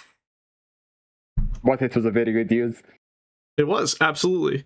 Moving on to the other lineup, you'll see that it's very, very similar. We have a Sivir Kaisa as well. Very less on units, very less on, or actually not very less on spells, about the same amount of spells. I mean, yeah. 3 Warrant, 3 Summoning, just same, like, it almost the exact same deck, but different numbering. Yeah, different numbering. Moving on to the second deck, we have Bandle City Demacia, which is the cook that we did not get to see last time we saw Vector, Vayne Morgana, with Wings Giving as well. Yeah, this it's a good deck. It looks weird to look at, but it's actually a good deck. Yeah, it seems pretty solid. And moving on to the third and final deck, we have Kane Trox, but this time we have less weapons. We only have 7 weapons. And a lot more spells and units. But yeah, it's like I'm seeing like a very similar lineup here. Like 1 Sivir, Kaisa, 1 Kane, Aatrox, and then a random deck that doesn't belong anywhere from each player, but still here anyway. One was Akshan Varos, the other one was Morgana Vayne that we have never actually seen this entire standard rotation, but here we are. And it will just come down. Like, let's say those two players banned out the weird decks. It will just come down to who can pilot better, who build their deck better. So I think this is like most skillful finals we can ever ask for. We have very similar lineups, but I think both lineups are accomplishing things in different ways. Like I agree with what you're saying to an extent. It comes down to who built their deck better. I feel like both these decks are accomplishing the same things, but they have way different play styles, if that makes sense. I'm not sure what you're talking about, but I'm sure that they for sure accomplished something, given that they both of them in the finals. Yes. Moving on into the matchup screen where we see all 6 decks all at once. What are we thinking for bans here? Honestly, yeah. In my opinion, I haven't seen the bans yet. In my opinion, I think we're gonna ban Nidalee Akshan and just ban Morgana Vayne and just have 2 skilled matchups, 2 mirrors. I would love for that to happen, but I think it would end up in double Darken's ban. Why do you think so? Because all 3 decks are mid-rangey, and Darkens is the most oppressive mid-range deck to ever exist in this game. I mean, yeah, but like during the mirror matchup, it like either player can get away with the mirror matchup. Like obviously, Nidalee, or not Nidalee, I'm sorry, Kaisa Sivir like has struggles into Kane Aatrox, but like still, like you're still forcing the mirror matchups all the way and just kind of going for a coin flip. Whereas like the decks that kind of go rogue and kind of go off the rails are like Akshan Nidalee and like Morgana Vayne. Right? I agree. If it was a standard Darkens like Luna, but in Victor's case, there is triple spell shield, triple freezes. So this actually might be Luna's ban, just for the sake of that we have too many spells for Luna. Maybe, yeah. But alas, we are both wrong. So on the side of Vector, we see the Kaisa Sivir ban, and on the side of Lunaya, we see the Akshan Nidalee ban. Okay, that's understandable. So going back, starting with like now that we see the bans, going to the Kane Aatrox lineups, which one do you think is a lot better in your opinion? Just by tech wise. I'm starting to change my opinion because Luna's one is like the closest thing to a standard Darkens that we have. Yeah. But when you look at Victor one, it looks so weird, but at the same time, more spells give us way more leverage in this matchup. So I think I can give an opinion now, if I'm being honest with you. I just need to see like both in action to determine which is. I think Luna's is very standard. There's not much like out of the ordinary that I wouldn't see in like a normal lineup. I think Vector's deck is more teched towards the mirror, just because we have a lot more survival tools, and especially since we're running one of Dark Advance just for that extra survivability too. Yes, I think it not just for the mirror, but like for the entire meta of facing mid-range.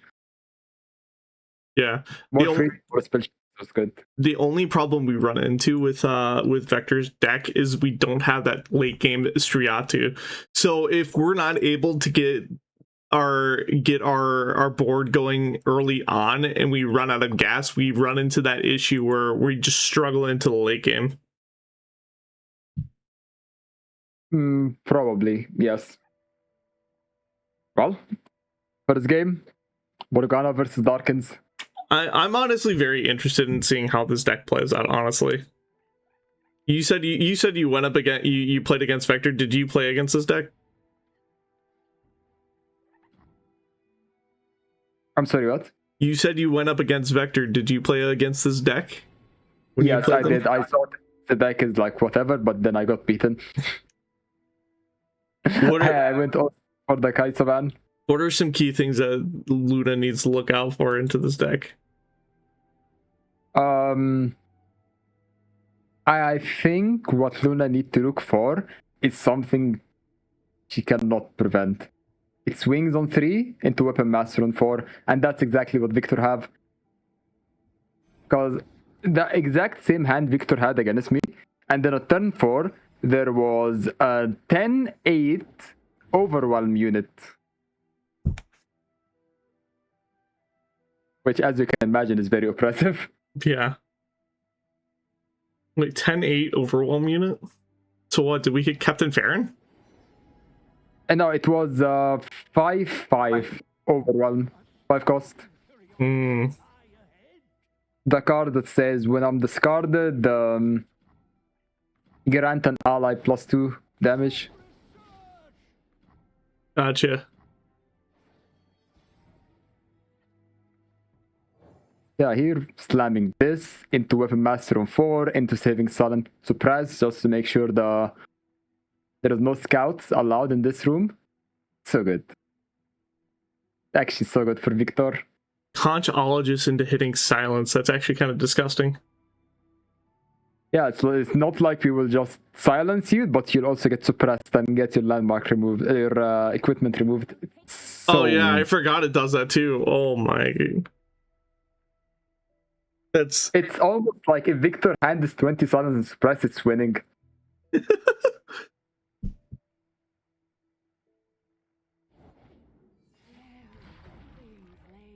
Luna drawing the cane now.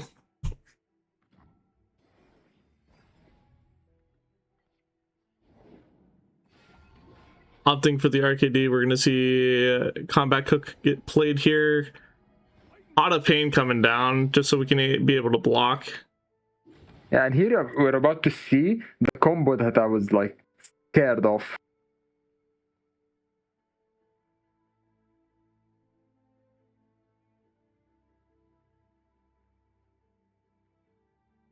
Because the thing about Cook is that he just gives you an equipment and buff it, which just make the equipment strong. But the Cook itself is like just a 2-2. But then you get a 5 cost from him. Like, for example, you get Tarkaz, the Tribalist here, and just look at that unit. Turn 4 unit. Yes, that. we went for Colrix! Oh my god! That's so beta. I love it. Or I'm sorry, that's not beta, that's alpha. I'm sorry. I love it. That is asserting the dominance there. I love this.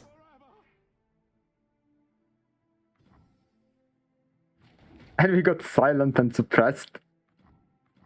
On the other side, there was a 4-3 that became a 1-1 while destroying the equipment with 1 mana. This actually, Okay, oh my god.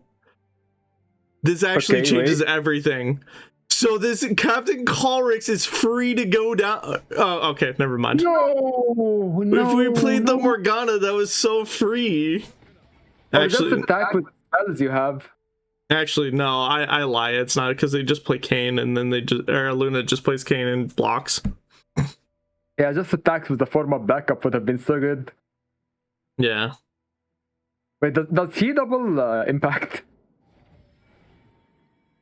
No, he doesn't double impact. Actually, yes. So he strikes first and then impacts for 1.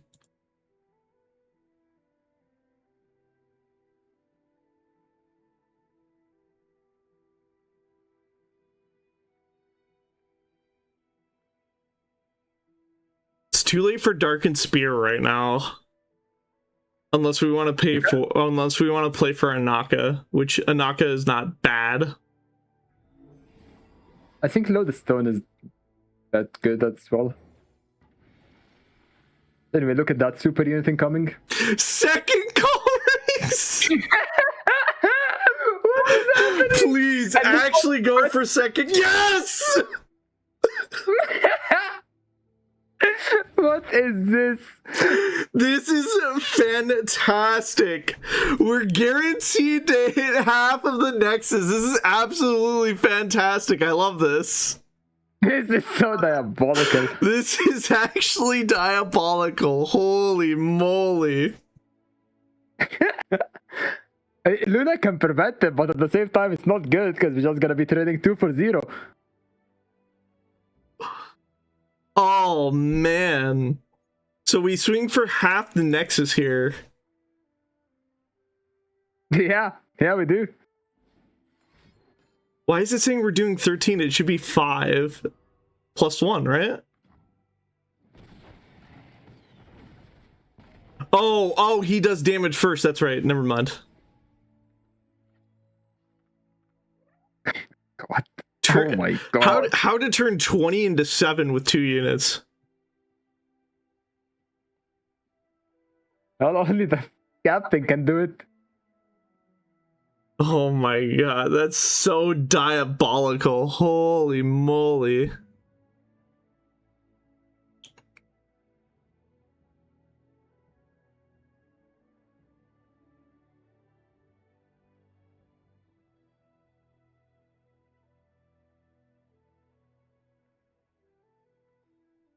We have a Morgana in hand. Like, this is far from over for Victor. You have 2 Morganas strike, and you cannot use everything. But the thought itself of having all of this is oh my god. Yeah, okay. So Morgana into the cane. No, Thank you, we're getting rid of the. Oh! The Empyrean is here. That is so crazy. There's no way to deal with this.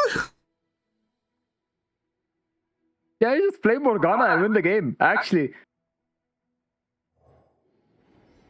Oh. What are we blundering? No, we're getting refreshments. Okay.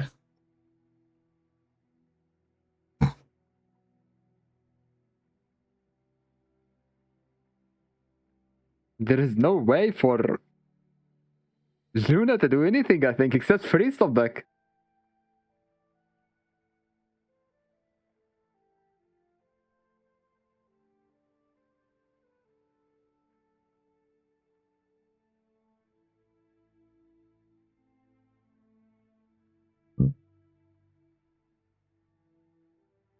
It's actually crazy. If we are in a situation where if Luna doesn't top deck a freeze, the game is over for Victor. This is absolutely crazy, dude. The Nexus fell down to 2 unit attack, one from Kalex and one from Empyrean. So talk about cards that we never see. We see Captain Colrix actually possibly winning a game. That's wild, dude.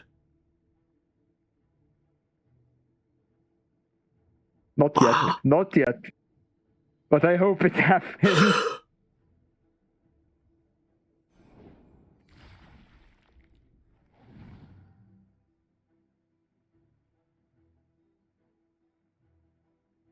That's a lot of pressure, but I think what Victor is planning to do here with taking heal is that you can block with Empyrean and then heal it after, and since he has tough, he won't take that much damage. Which, oh my god, another form up. Or do we go eruption? No, we go farm up.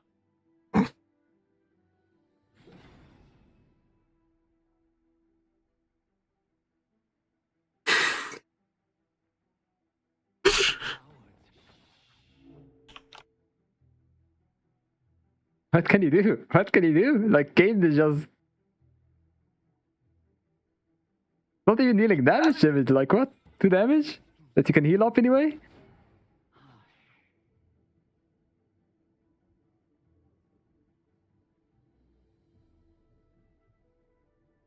Luna have 8 damage if Victor doesn't respect. Actually, it's lethal. No, it's not. Yeah, this, and then you get a bad block, but it's fine because you win the game next round.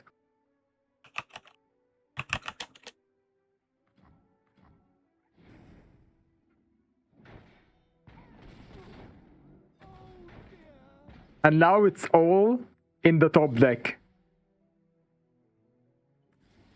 Does a top deck freeze happens?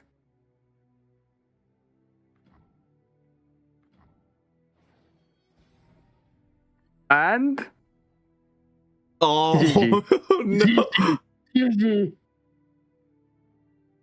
Yo, Harsh, quick, before the game ends, can you read the HP nexus of both players? No, Please, I need it. no, I I refuse. need it, come on. It's 7. Come on. Luna has 7. Vector has 6. No, but you need stuff from blue side. No. We're American. We read top down. We don't read bottom up. Oh, is that why you're also dyslexic? Yes. Oh, GG. GG, Victor. Wow. GG. What an absolute turn of events. Yeah, again, I can't stress this enough, but only 2 units from Victor strike the Nexus, 1 Kalix and 1 Empyrean. And those 2 units are the same unit. That was absolutely diabolical. I know that's terrible for Luna, but oh my god, that was a crazy turn of events. The power of Combat Cook with Wings Giving is one of the strongest things in this game, because as you see, that's actually the thing that won Luna the entire game. The Victor, I mean. Yeah. Just Wings Giving and Combat Cook. Nothing else was played this game. Absolutely crazy, man. Holy moly. Now we get to see the mirror matchup. We get to see which deck is a lot better into the other. And holy, I saw Victor hand, and Victor is going for Kane maxing here. This Kane will level up. Both players actually with Kanes and Yeah. bunch of cultists. Alright.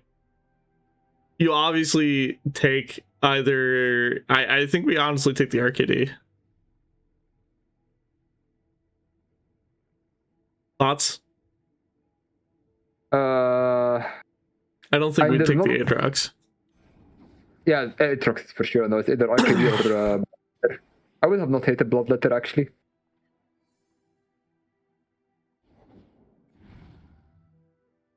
Okay, the Darkened Dog. And we see Keeper of the Box coming down on Vector side, just not gonna swing or anything, just coming down just for the development. That would seem to be the case.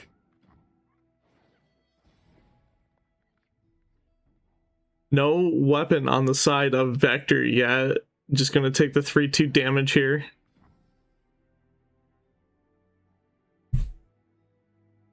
Okay, Victor pushing some damage. Like you push 2, I also push 2, no problem.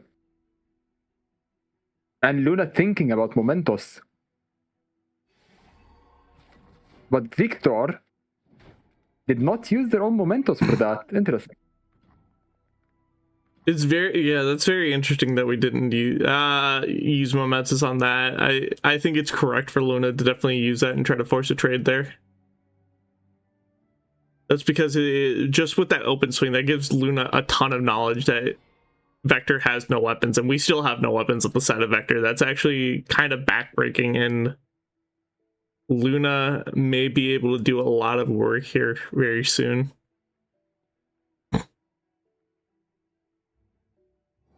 Have to play the Forsaken Bukai just to try to find a weapon. Still no weapon. You have to skip here.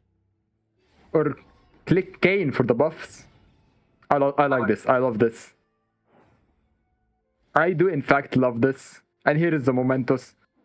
And that's why Momentos was saved. Victor is just a knower. We are just yapping, but Victor here is showing us how it's up. And the best thing is, Victor is now winning. Just for the sake of saving mana. Because now Victor comes in round 5, full spell mana, meaning that there is Kane and there is Kane spell happening. That means leveled up Kane might be a thing here. And there is nothing that Luna can do. Strike doesn't matter, spell shield doesn't matter, because when you spell shield Kane's spell, Kane still get the quick attack, Kane still attacks, he just doesn't challenge anymore. Yeah, most likely Kane will level here.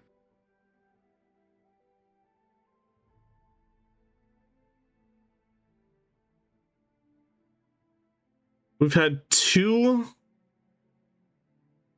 swings with this Forsaken Bakai. This next unit that we're pulling is going to be absolutely massive though.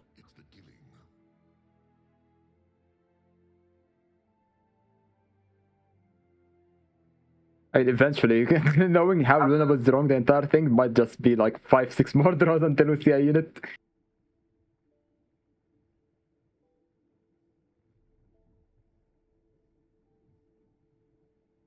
Luna really is in a very, very tough position here. Had the dream hand, but Victor played it so good. Like, I have to give it to Victor. Victor played it like how we were saying. Would have been bad to jump for Victor. But watching After the this, Kane, seeing the Kane spell come out. Kane gets +2, or Kane only gets quick attack and challenger with this, but he doesn't really do much and doesn't kill. Doesn't opt to go for the second strike to level. This yeah, Brewer Victor is cult, now going, if you want to strike with Kane, then I level up my Kane first. yeah, this Brewer cultist is now 4/4.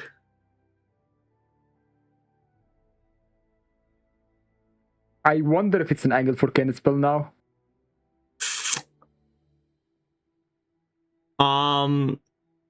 Yes, but here's the thing: we're gonna see the Darkened Blade come out.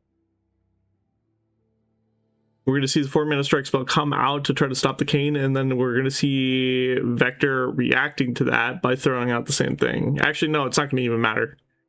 The strike spell's not gonna matter. Doesn't kill Kane, and at the same time, the other Kane doesn't level up. It's just nothing. Yeah, so we offer expansions just to protect the Brewer Cultist. This pushes a lot of damage for Luna. But it like darkens anyway. We just heal it up eventually. Mm-hmm. Luna can actually do the greediest thing ever with Kane block. Because the thing is, a strike doesn't kill our Kane, because this Kane, the Victor Kane, is gonna just recall no matter what. So Luna's Kane, only way it can die with that block is if there is another Momentos. Yeah.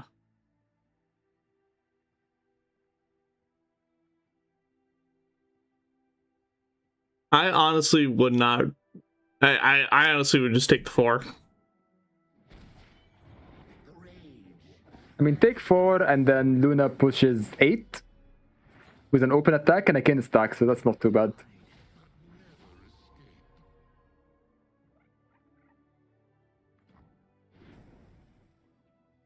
So here's the thing. Now, Vector is on a time clock, in my opinion. Yes, we do get to play the Aatrox next turn, but we have an Anaka coming down very, very soon. Maybe this turn as well.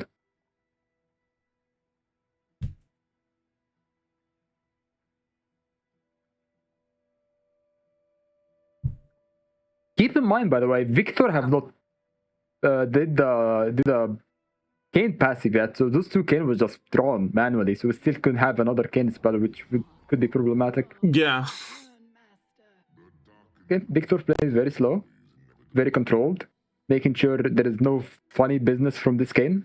Luna's holding up. I like the hesitation. Luna's holding up mana. She's holding up the 4-mana strike spell just in case there's any interaction to kind of pull that Kane back and flip it.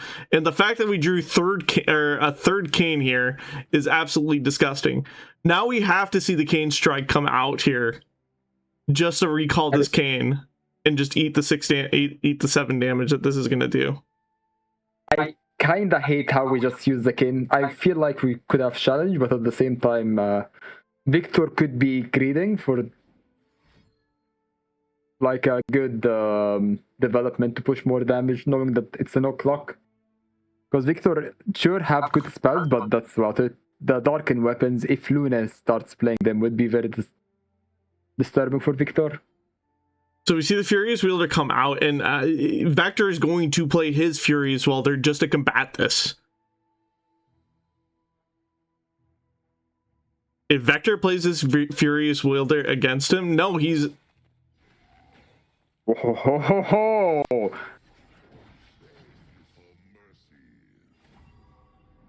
That's very ballsy. Yo, Harsh, can you read the Ken stats? No, I can't. I'm blind. I'm dyslexic at 7'6".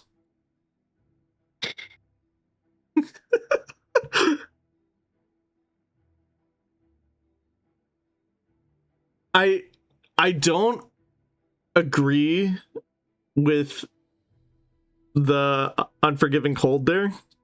I think playing our Furious Wielder is a lot better, just because we push more damage that way and we still hold up a bigger threat. And also just because we do get to keep the quick attack for our swing. I mean, I wanted to die, but at the same time, the skin is getting too big, so maybe keeping a strike is not the worst thing ever. The only thing I could think of is that we're planning to combat against the Inaka here. Because the Inaka, like, we can play Inaka or Striatu. We have to play Inaka here. Inaka is what kind of can save us here.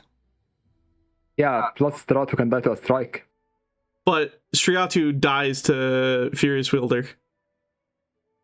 And that's why we saved it. Good job, Victor.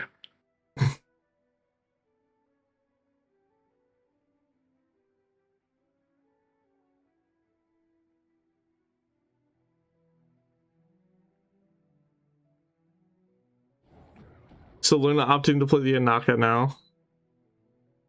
Which makes a lot of sense.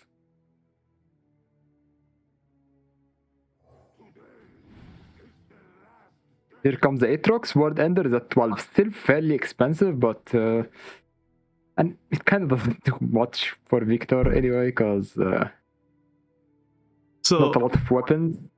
The sad thing is, with this, I don't think Luna has another Darkened Spear in deck. I think she's only running 2. Yeah, she's only running 2, so so the option for Inaka into something else is not on the table. I think all Luna's hoping for is just a Darken. Literally any Darken would be good here. Just something with the stats to prevent this Aatrox and Kane to run this game down. So like any Darken. We have a lot of choices here. We have Darken Ballista to pull. We have Zalani to pull. We don't want Dural here. We have Naga to be bad, but we just leveling up our. We pulled the box. That's a big smudge. Not what we want to see. Yeah, and I think we block Anaka as well. We can afford not to. Oh, whoa. I'm okay with this. How can Kane heal? Kane gets +1/+1 and also does this. Oh, right, like that. Okay. I thought we were gonna save the strike for later. Kane grows in health when he swings.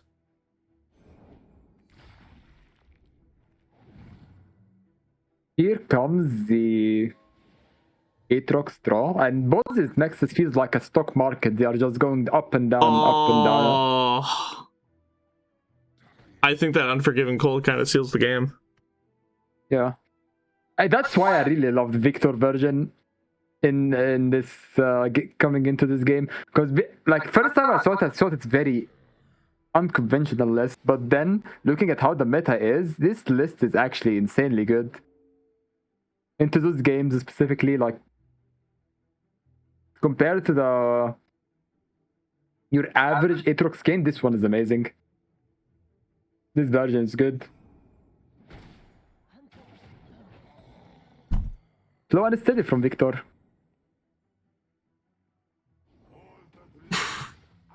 Here is Kane. I mean, Aatrox.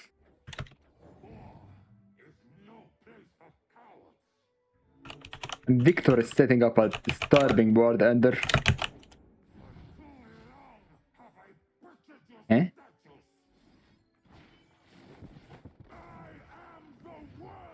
Ooh, Oh.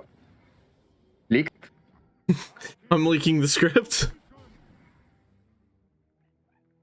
Solani comes flipped now. With a live steal, Solani. Can still maybe squeak something out here. I would have loved to say yes. But come on, man. We have. Oh. We have double When Aatrox.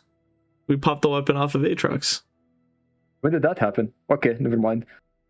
Okay. Just Luna don't. can Just don't swing, Luna. Ooh, that's big.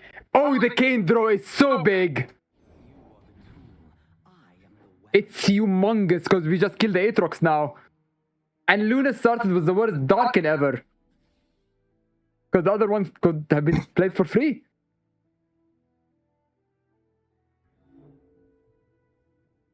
I mean, there's nothing that Luna could have done.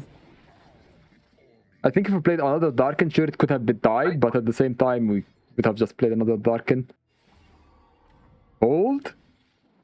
Wait, maybe Luna's cooking? Forcing into an early freeze? Oh, hold on now. Hold on now, we can just play... Oh my god, hold on. Still, this Kane is very strong. Luna still forced to attack, I think. Aw. We're getting that? We have no choice. Luna going for some hand refill here. Oh, that's big!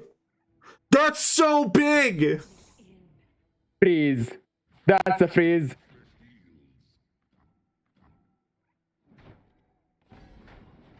Okay.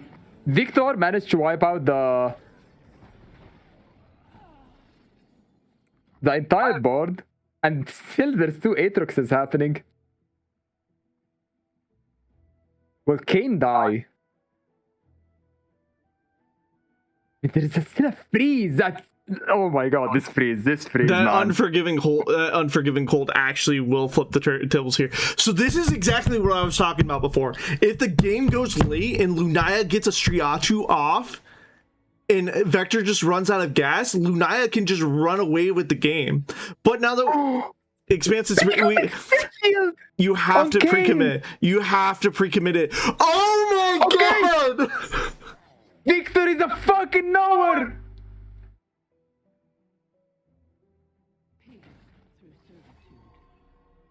Wow. Wait! No!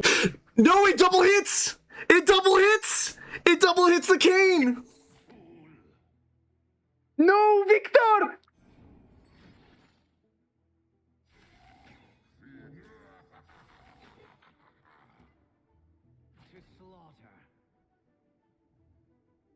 No, Victor!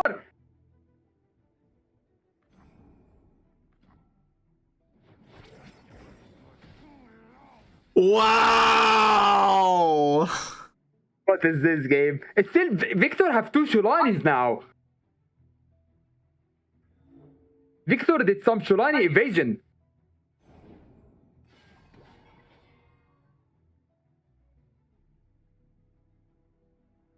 I don't think the Nexus was built for this kind of stuff, by the way. Like, look at all those units, look at all those stats, look at all this live steel. The Nexus wasn't made for this.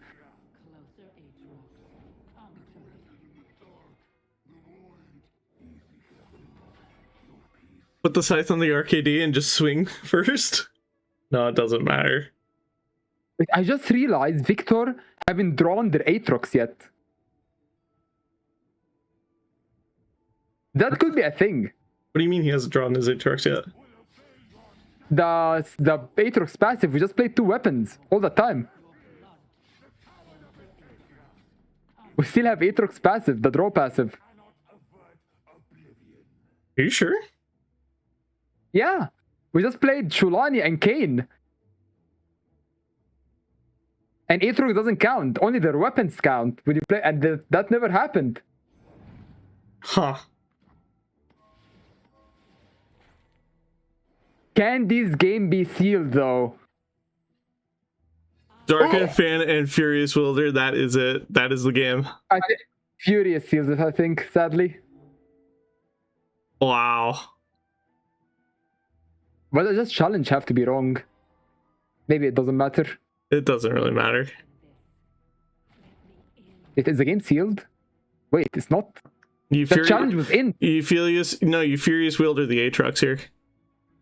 And then it's 14 damage. That challenge was bad, was int.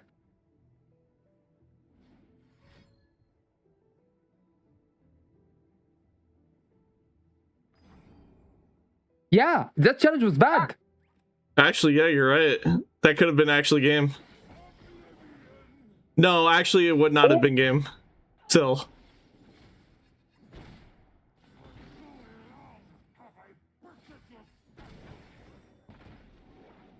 Wait, how big is the weapon? The Kane weapon? I don't know. Which one, Vector or Luna's? No, Luna's one is pretty small. Luna's is 3.0, Vector's is 7.5. Fuck, only 7.5.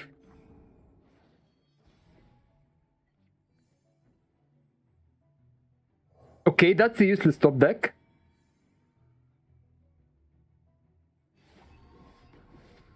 Ooh, not scapping here is wild. Power in my lady's name. But gonna heal a lot.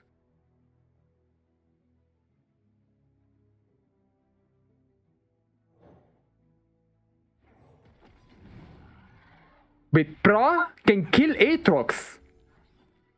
And here is the Aatrox draw. This Pra can kill Aatrox. With the Kane weapon. It doesn't matter though. We live steal. It does matter.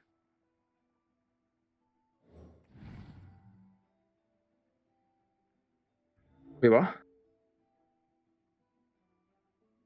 It doesn't matter. Like Luna still wins on the swing. No, I don't think, because with the live steal, we would have live steal 5, and our units are big enough. Like 5, then our Nexus would be 9, it deals 14 damage, and then if we have 5 HP at least, we'd have won, and we actually have 6. I think Victor ran it down, sadly. If this Aatrox died...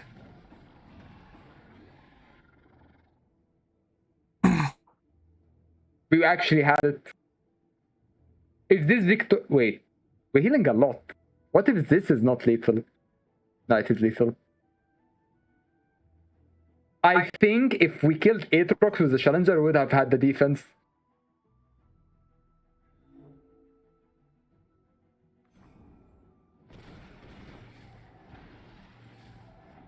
Yeah, now it's over no matter what, sadly.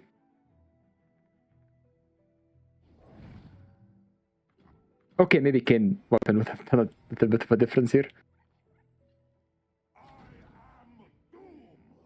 Oh my god, what is this game? What was that game?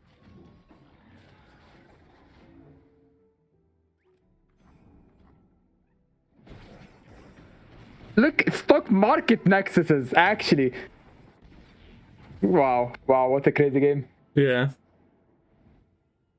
Absolutely crazy. Going on into game 3 now. Silver Scrapes.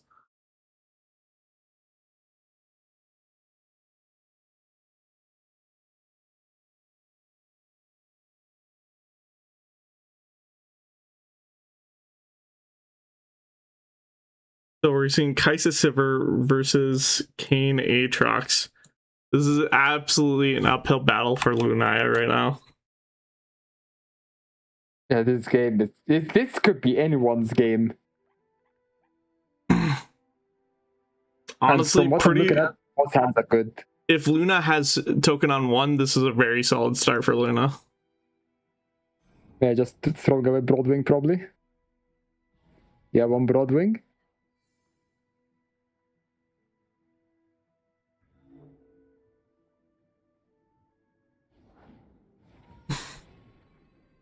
Going for Forsaken Bakai here.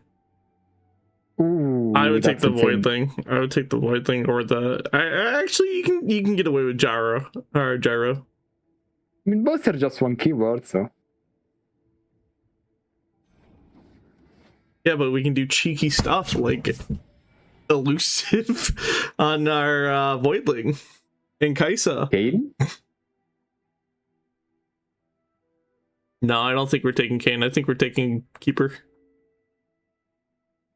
I love Kane seeing the funny buff happen. Actually, oh man. Funny buff. I mean, you get the funny buff if you pick any cultist. No, it'd have to be Darken.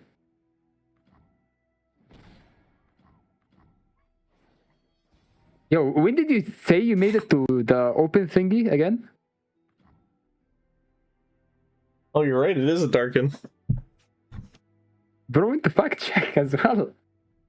Dude, it's been forever since I've seen this deck. After that open, the deck kind of just died off.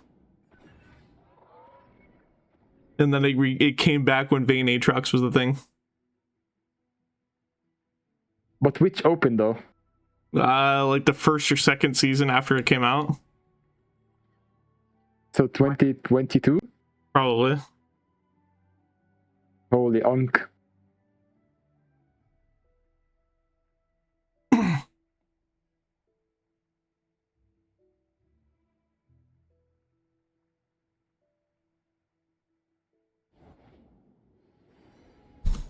Developing Ferrith. Honestly, Pot of Pain's probably the correct move here, but I'm honestly okay with taking Shepherd's Authority.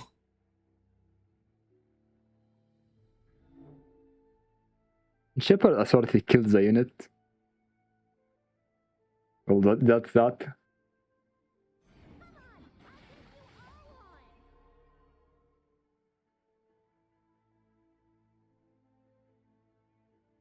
The bigger the hunt, the better the trophy.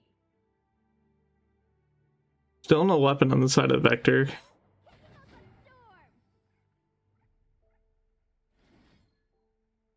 Opting to play... Thinking about playing Momentous Choice. I wouldn't hit a Momentos. I wouldn't either, just because of the way our board is right now, but having a 0-1 Broadwing isn't the worst thing in the world. I mean, now that we're probably throwing Pot of Pain back on the Broadwing, it might be the worst thing. Nah, it's fine. Is that Bakai predicting? It is. 20 +1/+1. Let's go. What?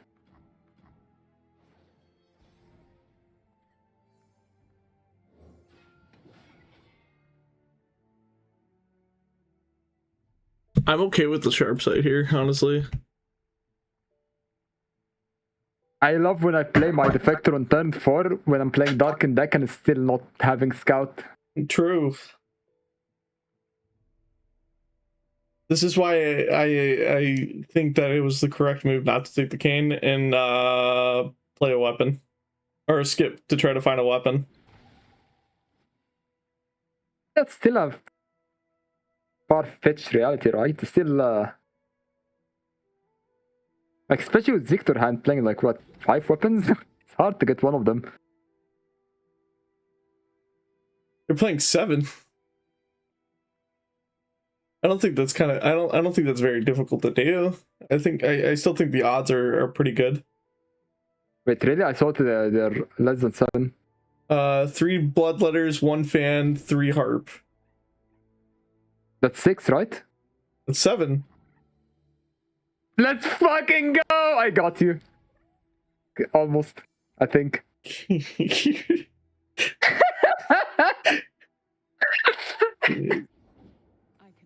I have got you. You're terrible. Holy shit.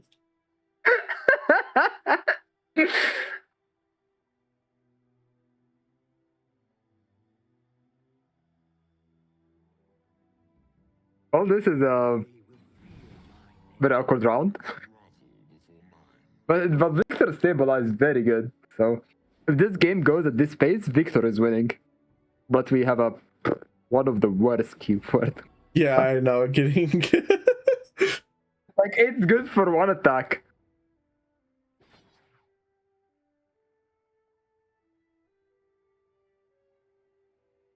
Is there a way for us to get regen, Kaisa? Actually, yes, there is. There's a way we can get regen. We have to roll it on the Voidling. Okay. It's it's doable. It's doable. Death and shadow come for us all.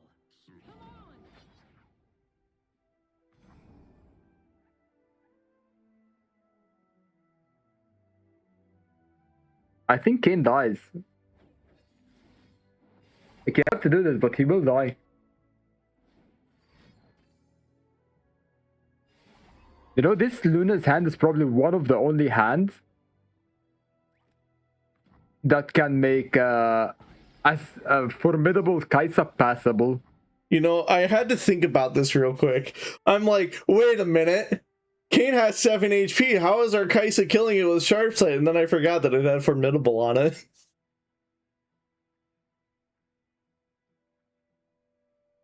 It's crazy. 6 Yeah. attack, but deals 7 damage. Okay, I'm sorry, that was the last one. I had to get it out of my system. Don't forget, I have the power to kick you. That was actually the last one. Okay. I'm not gonna do it for the rest of this tournament. Yeah, very aggressive Shalani. But it gives us overall keyword. I think we are like 5 out of 6 on the Evo, Yeah. which is Lumas. Challenger, Formidable, Overwhelm, Sharp Sight. What else did we have? Impact. Impact, and there is basically 3 mana taxes to level up on burst speed with the spell shield.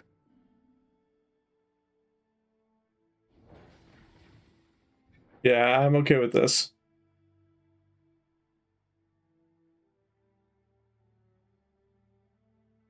I think only way Victor can lose if play the strike here.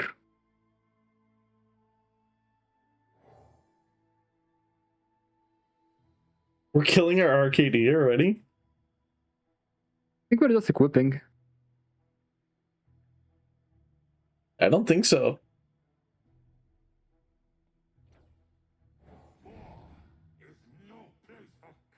It have to be. We have to save mana for the strike. Luna giving Victor a lot of time to misplay. Might have to play unit here as well. Okay, can draw. Wait, does capture doesn't count as a keyword, does it?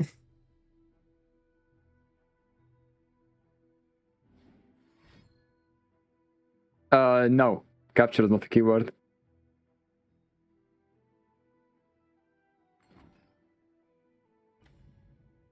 I like this. I like this line a lot. Oh my god, this line is so disturbing. But now we have to spell shield, we cannot strike. I mean, does that strike would have done any difference?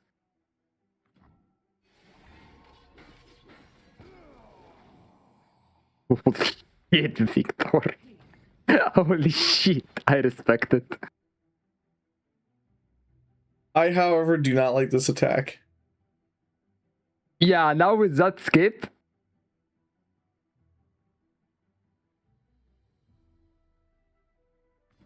This is actually kind of good for Victor. As long as we don't commit. No, Victor! No! Okay, now I like this line a lot. No, Victor! We have something the void will never We needed to save it. me.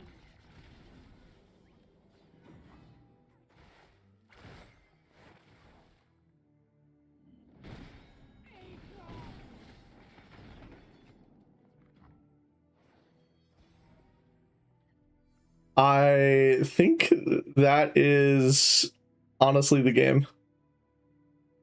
I mean, look, this Kaisa might look big and scary and everything, but still, it's a 5-tower Kaisa, okay? The curse of the formidable is catching up. Oh, that was a Sivir.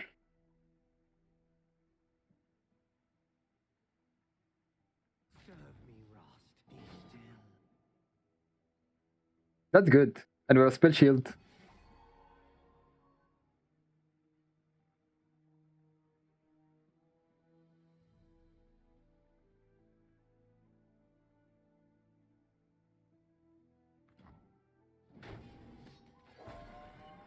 Okay. Ooh, now we have to play unit. Yeah, I don't think Vector can come back from that. You never know about the top deck freeze. It doesn't matter about the top deck freeze. This guy's just formidable. Hello?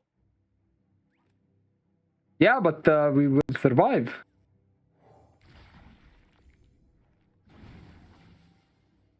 Oh, that was a choice. Victor really believing in the top deck freeze.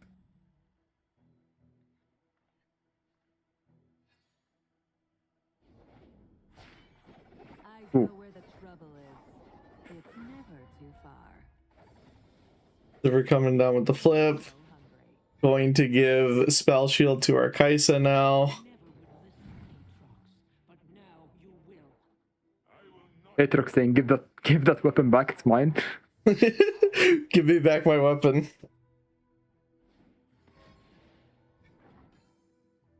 This is bad. It's very bad.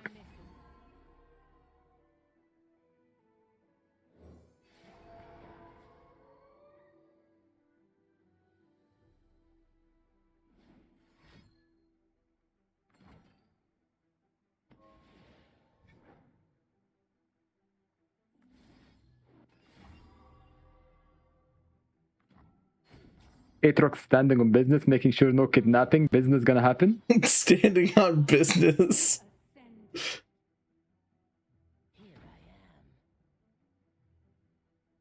I hate this order.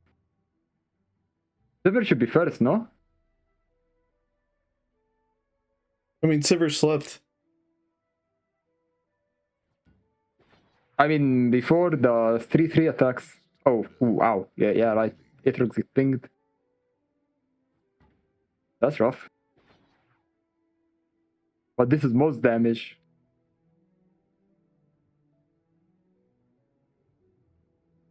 I don't think the order matters, honestly. Yeah, Kaisa is too strong for this shit. What about Sivir?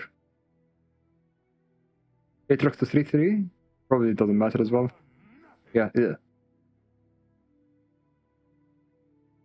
Isn't it actually crazy that we lost because of the 1 mana we spent? Yeah.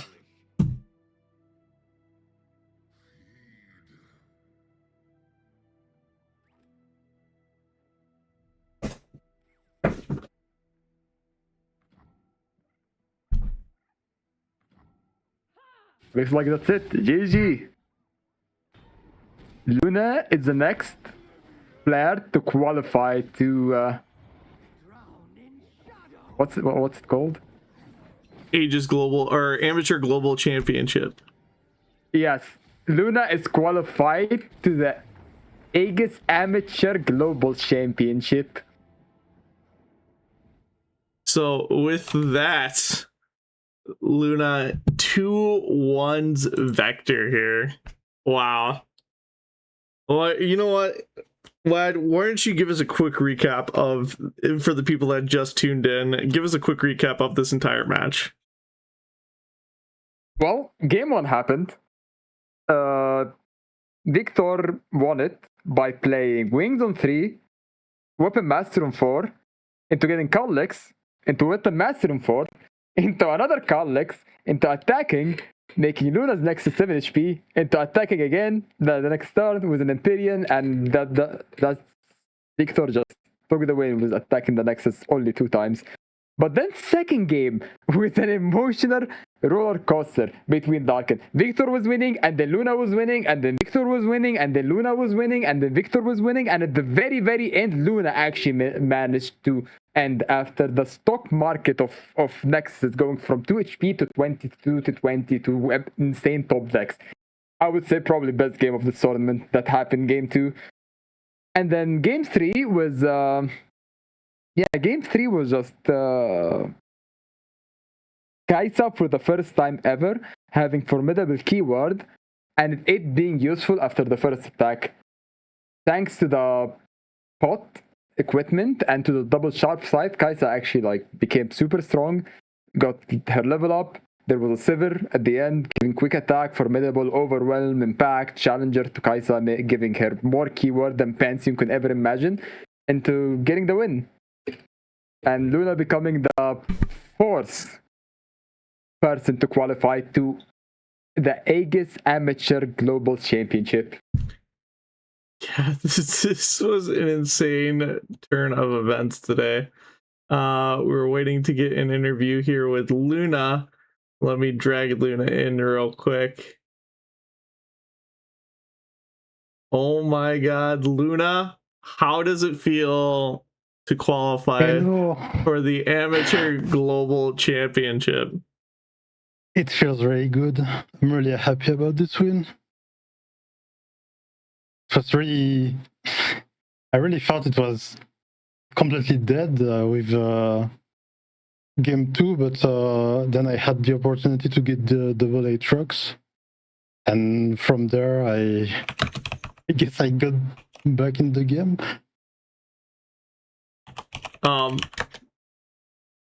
I have to start off the questions with honestly game 1. How did it feel on game 1 to have war crimes committed against you? To be fair, I don't even remember game 1. That's a bit crazy. Game 1 was when Vector double Calrixed you. Oh yeah, yeah. I mean, yeah, that was painful, I guess, but I think I still could get it if the last proc of wings was not elusive. I think I had some possible stuff to do, but I'm not even sure about that. But yeah, that was a bit painful. Like I saw nothing played on turn 1 and 2, then wings on 3, then cook on 4. I was like, this seems okay. And yeah, just 2 units were needed to put me in a very bad spot, so that was a bit painful.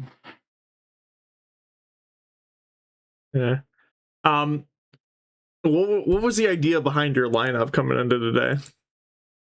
That's a good question. I mean, I tried to play some ladder games at the beginning of the season with Action in Italy, and it felt quite good. It felt fun. I don't really like the normal Nidalee wings giving, and I don't know how to play Action Varus, so I don't really like the deck. So I was like, just put both of them in one deck and see what you can get as another lineup. I also like I could play Nidalee Kaisa, but I couldn't play Nidalee in 2 decks, so I just put Kaisa Severe. I usually don't play Severe, but well, this time I gave up and took it. And then Darkins, I've always really liked Darkins, so it had been a while, so I was a bit washed on it, but I just put all 3 decks I liked in lineup, and I was thinking mostly about race, Nidalee, and some stuff like Action Varus, and I felt like I could beat race. I actually faced 1 race today, which is quite lucky. I beated them, but it was really hard, to be fair. But yeah, it's not good for me, but I guess it's not unwinnable. And I felt like I was kind of favored into most Nidalee decks. The problem today is I don't even know if I faced one. I think I faced Ace with it, but every time I faced it didn't really go well, if I remember correctly. But yeah, I just felt like it had some good matchups, and overall I could just play since I know the decks, just try to get wins out of nowhere, kind of a bit like what happened in the semifinals and in finals there, which was painful. Do you have any questions, Wad? I want to ask about why Darkens. Like the deck never really performed good in like almost any tournament that happens. So why? Why this time Darkens? To be completely honest, it was one of the 4 decks that were standard in my collection. So knowing I was playing Action Nida, which was not really something I expected to be meta in the end, was mostly because I liked it, so I just played it like that. So I was like, let's just play 3 decks I like, kind of, and go with it. And that's mostly the reason, to be honest, not really anything else.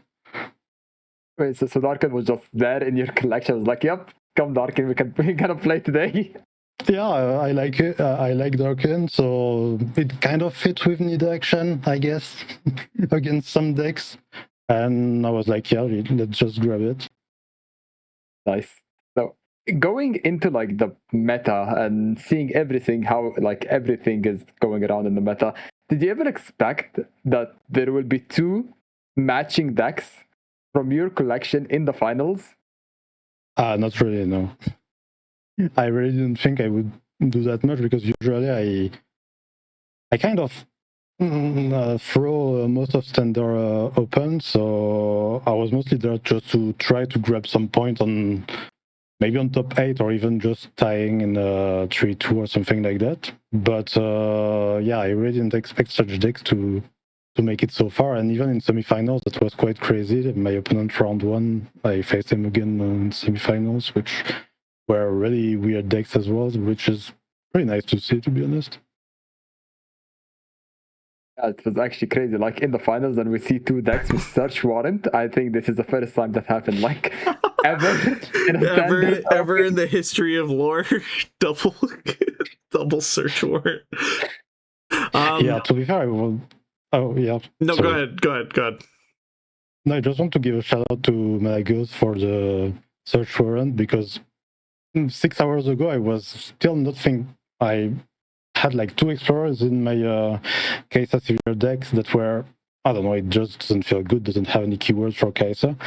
And he showed his list, and I read the card that is search warrant, and I discovered that it was also for landmarks. So I cut my explorer for the 2 search warrants, otherwise I wouldn't have played it, because I didn't know it was removing landmarks as well. Well, thank you for this info. I also now know that search warrant removes landmark. So what was the idea around your ban? Because honestly, I kind of thought, with my thought process throughout the banning phase, I knew your Nidalee deck was getting taken off the table 120%. But why didn't you ban the Wings Giving deck and just go for the double mirror matchup? Oh yeah, I banned Kaisa Severe. I don't know, like, I felt like the Wings didn't have many win cons overall, and I felt like I had the answer needed for it. Sadly, it went quite wrong. I was a bit scared of facing Darkins, to be fair, because I feel like, I mean, I guess not necessarily true, but I think my 2 Demacia decks are not that good into it.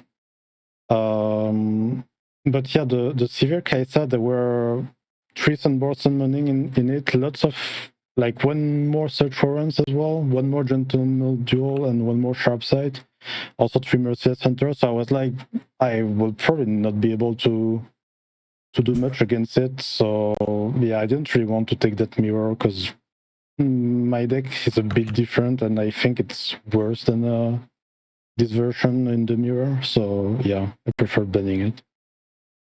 Okay. It seemed like to be the correct ban here. Any other questions, Wad? Yeah, any shout out, Luna? I mean, shout out to everyone. To be fair, I'm really glad the community is still alive and kind of growing with the amount of people we got to do in the tournament. That was really nice to see. Yeah, like shout out to just everyone. It's always really fun and enjoyable to play the tournaments and hang out with the community, and yeah. Yeah, but that is just too nice, Luna. Let's say you have to shout out 3 people specifically right now. Who would they be? That's rude to tell me. That's rude to ask me that. I mean, I want to give a shout out to MFab as well, because he made the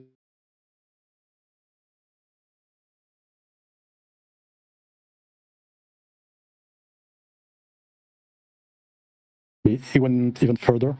But I just know he will qualify towards. He just need to believe. 3 people, that's a lot, one. Who can I shout out? Well, if you're just upset with Mafalp, we can move on. I mean, I guess I will give a shout out to Ace, because Ace is the GOAT, and I don't know, Ace makes the community amazing. So yeah, and then shout out to both of you, the casters, because you are goated, and yeah, thank you for being there. Thank you, World Qualified Luna. Oh no. Any final remarks, Wad, before we send it off? Any final questions? I'm good. Any final words of wisdom that you want to throw at us in the community, Luna? Not really, no. I mean, I guess believe in action easily. Stop shitting on it. Know that Luna can make any Nidalee deck work. Yeah, Yeah, it's not very, always, very good but deck, Luna. I know you asked me earlier. Yeah, it's a good deck, Luna. yeah, sure, well. All right. With that, we'll send it off. Congratulations again, Luna, for being amateur global championship qualified. It's been a fantastic day. It's been a wild roller coaster. I had a lot of things that weren't on my bingo card. I didn't have Colrix doing a lot of damage on my bingo card today. I didn't have Seeing Search Warrant on my bingo card today. What else did we not have on our bingo card, Wad? No Action Virus or Mono Nidalee, which was the most brought. No Myth Races in the top 8 at all. This is also true. This is also facts. But with that, we'll send it off. Stay safe as always. Stay blessed. And we'll see you guys for the next month tournament here. Wad, you know what time it is. Are you pointing? I'm not. We're pointing at everybody. Everybody, you guys stay safe, stay blessed. We'll see you guys next month. Yes, I'm just doing one finger now. You know why? Why? I already got scolded in like the break. I shall not point 2 fingers anymore. Luna, I hope you're pointing at the camera too. I hope you're pointing. Yes, I'm pointing. Good. All right, everybody. Take care. Bye. Bye.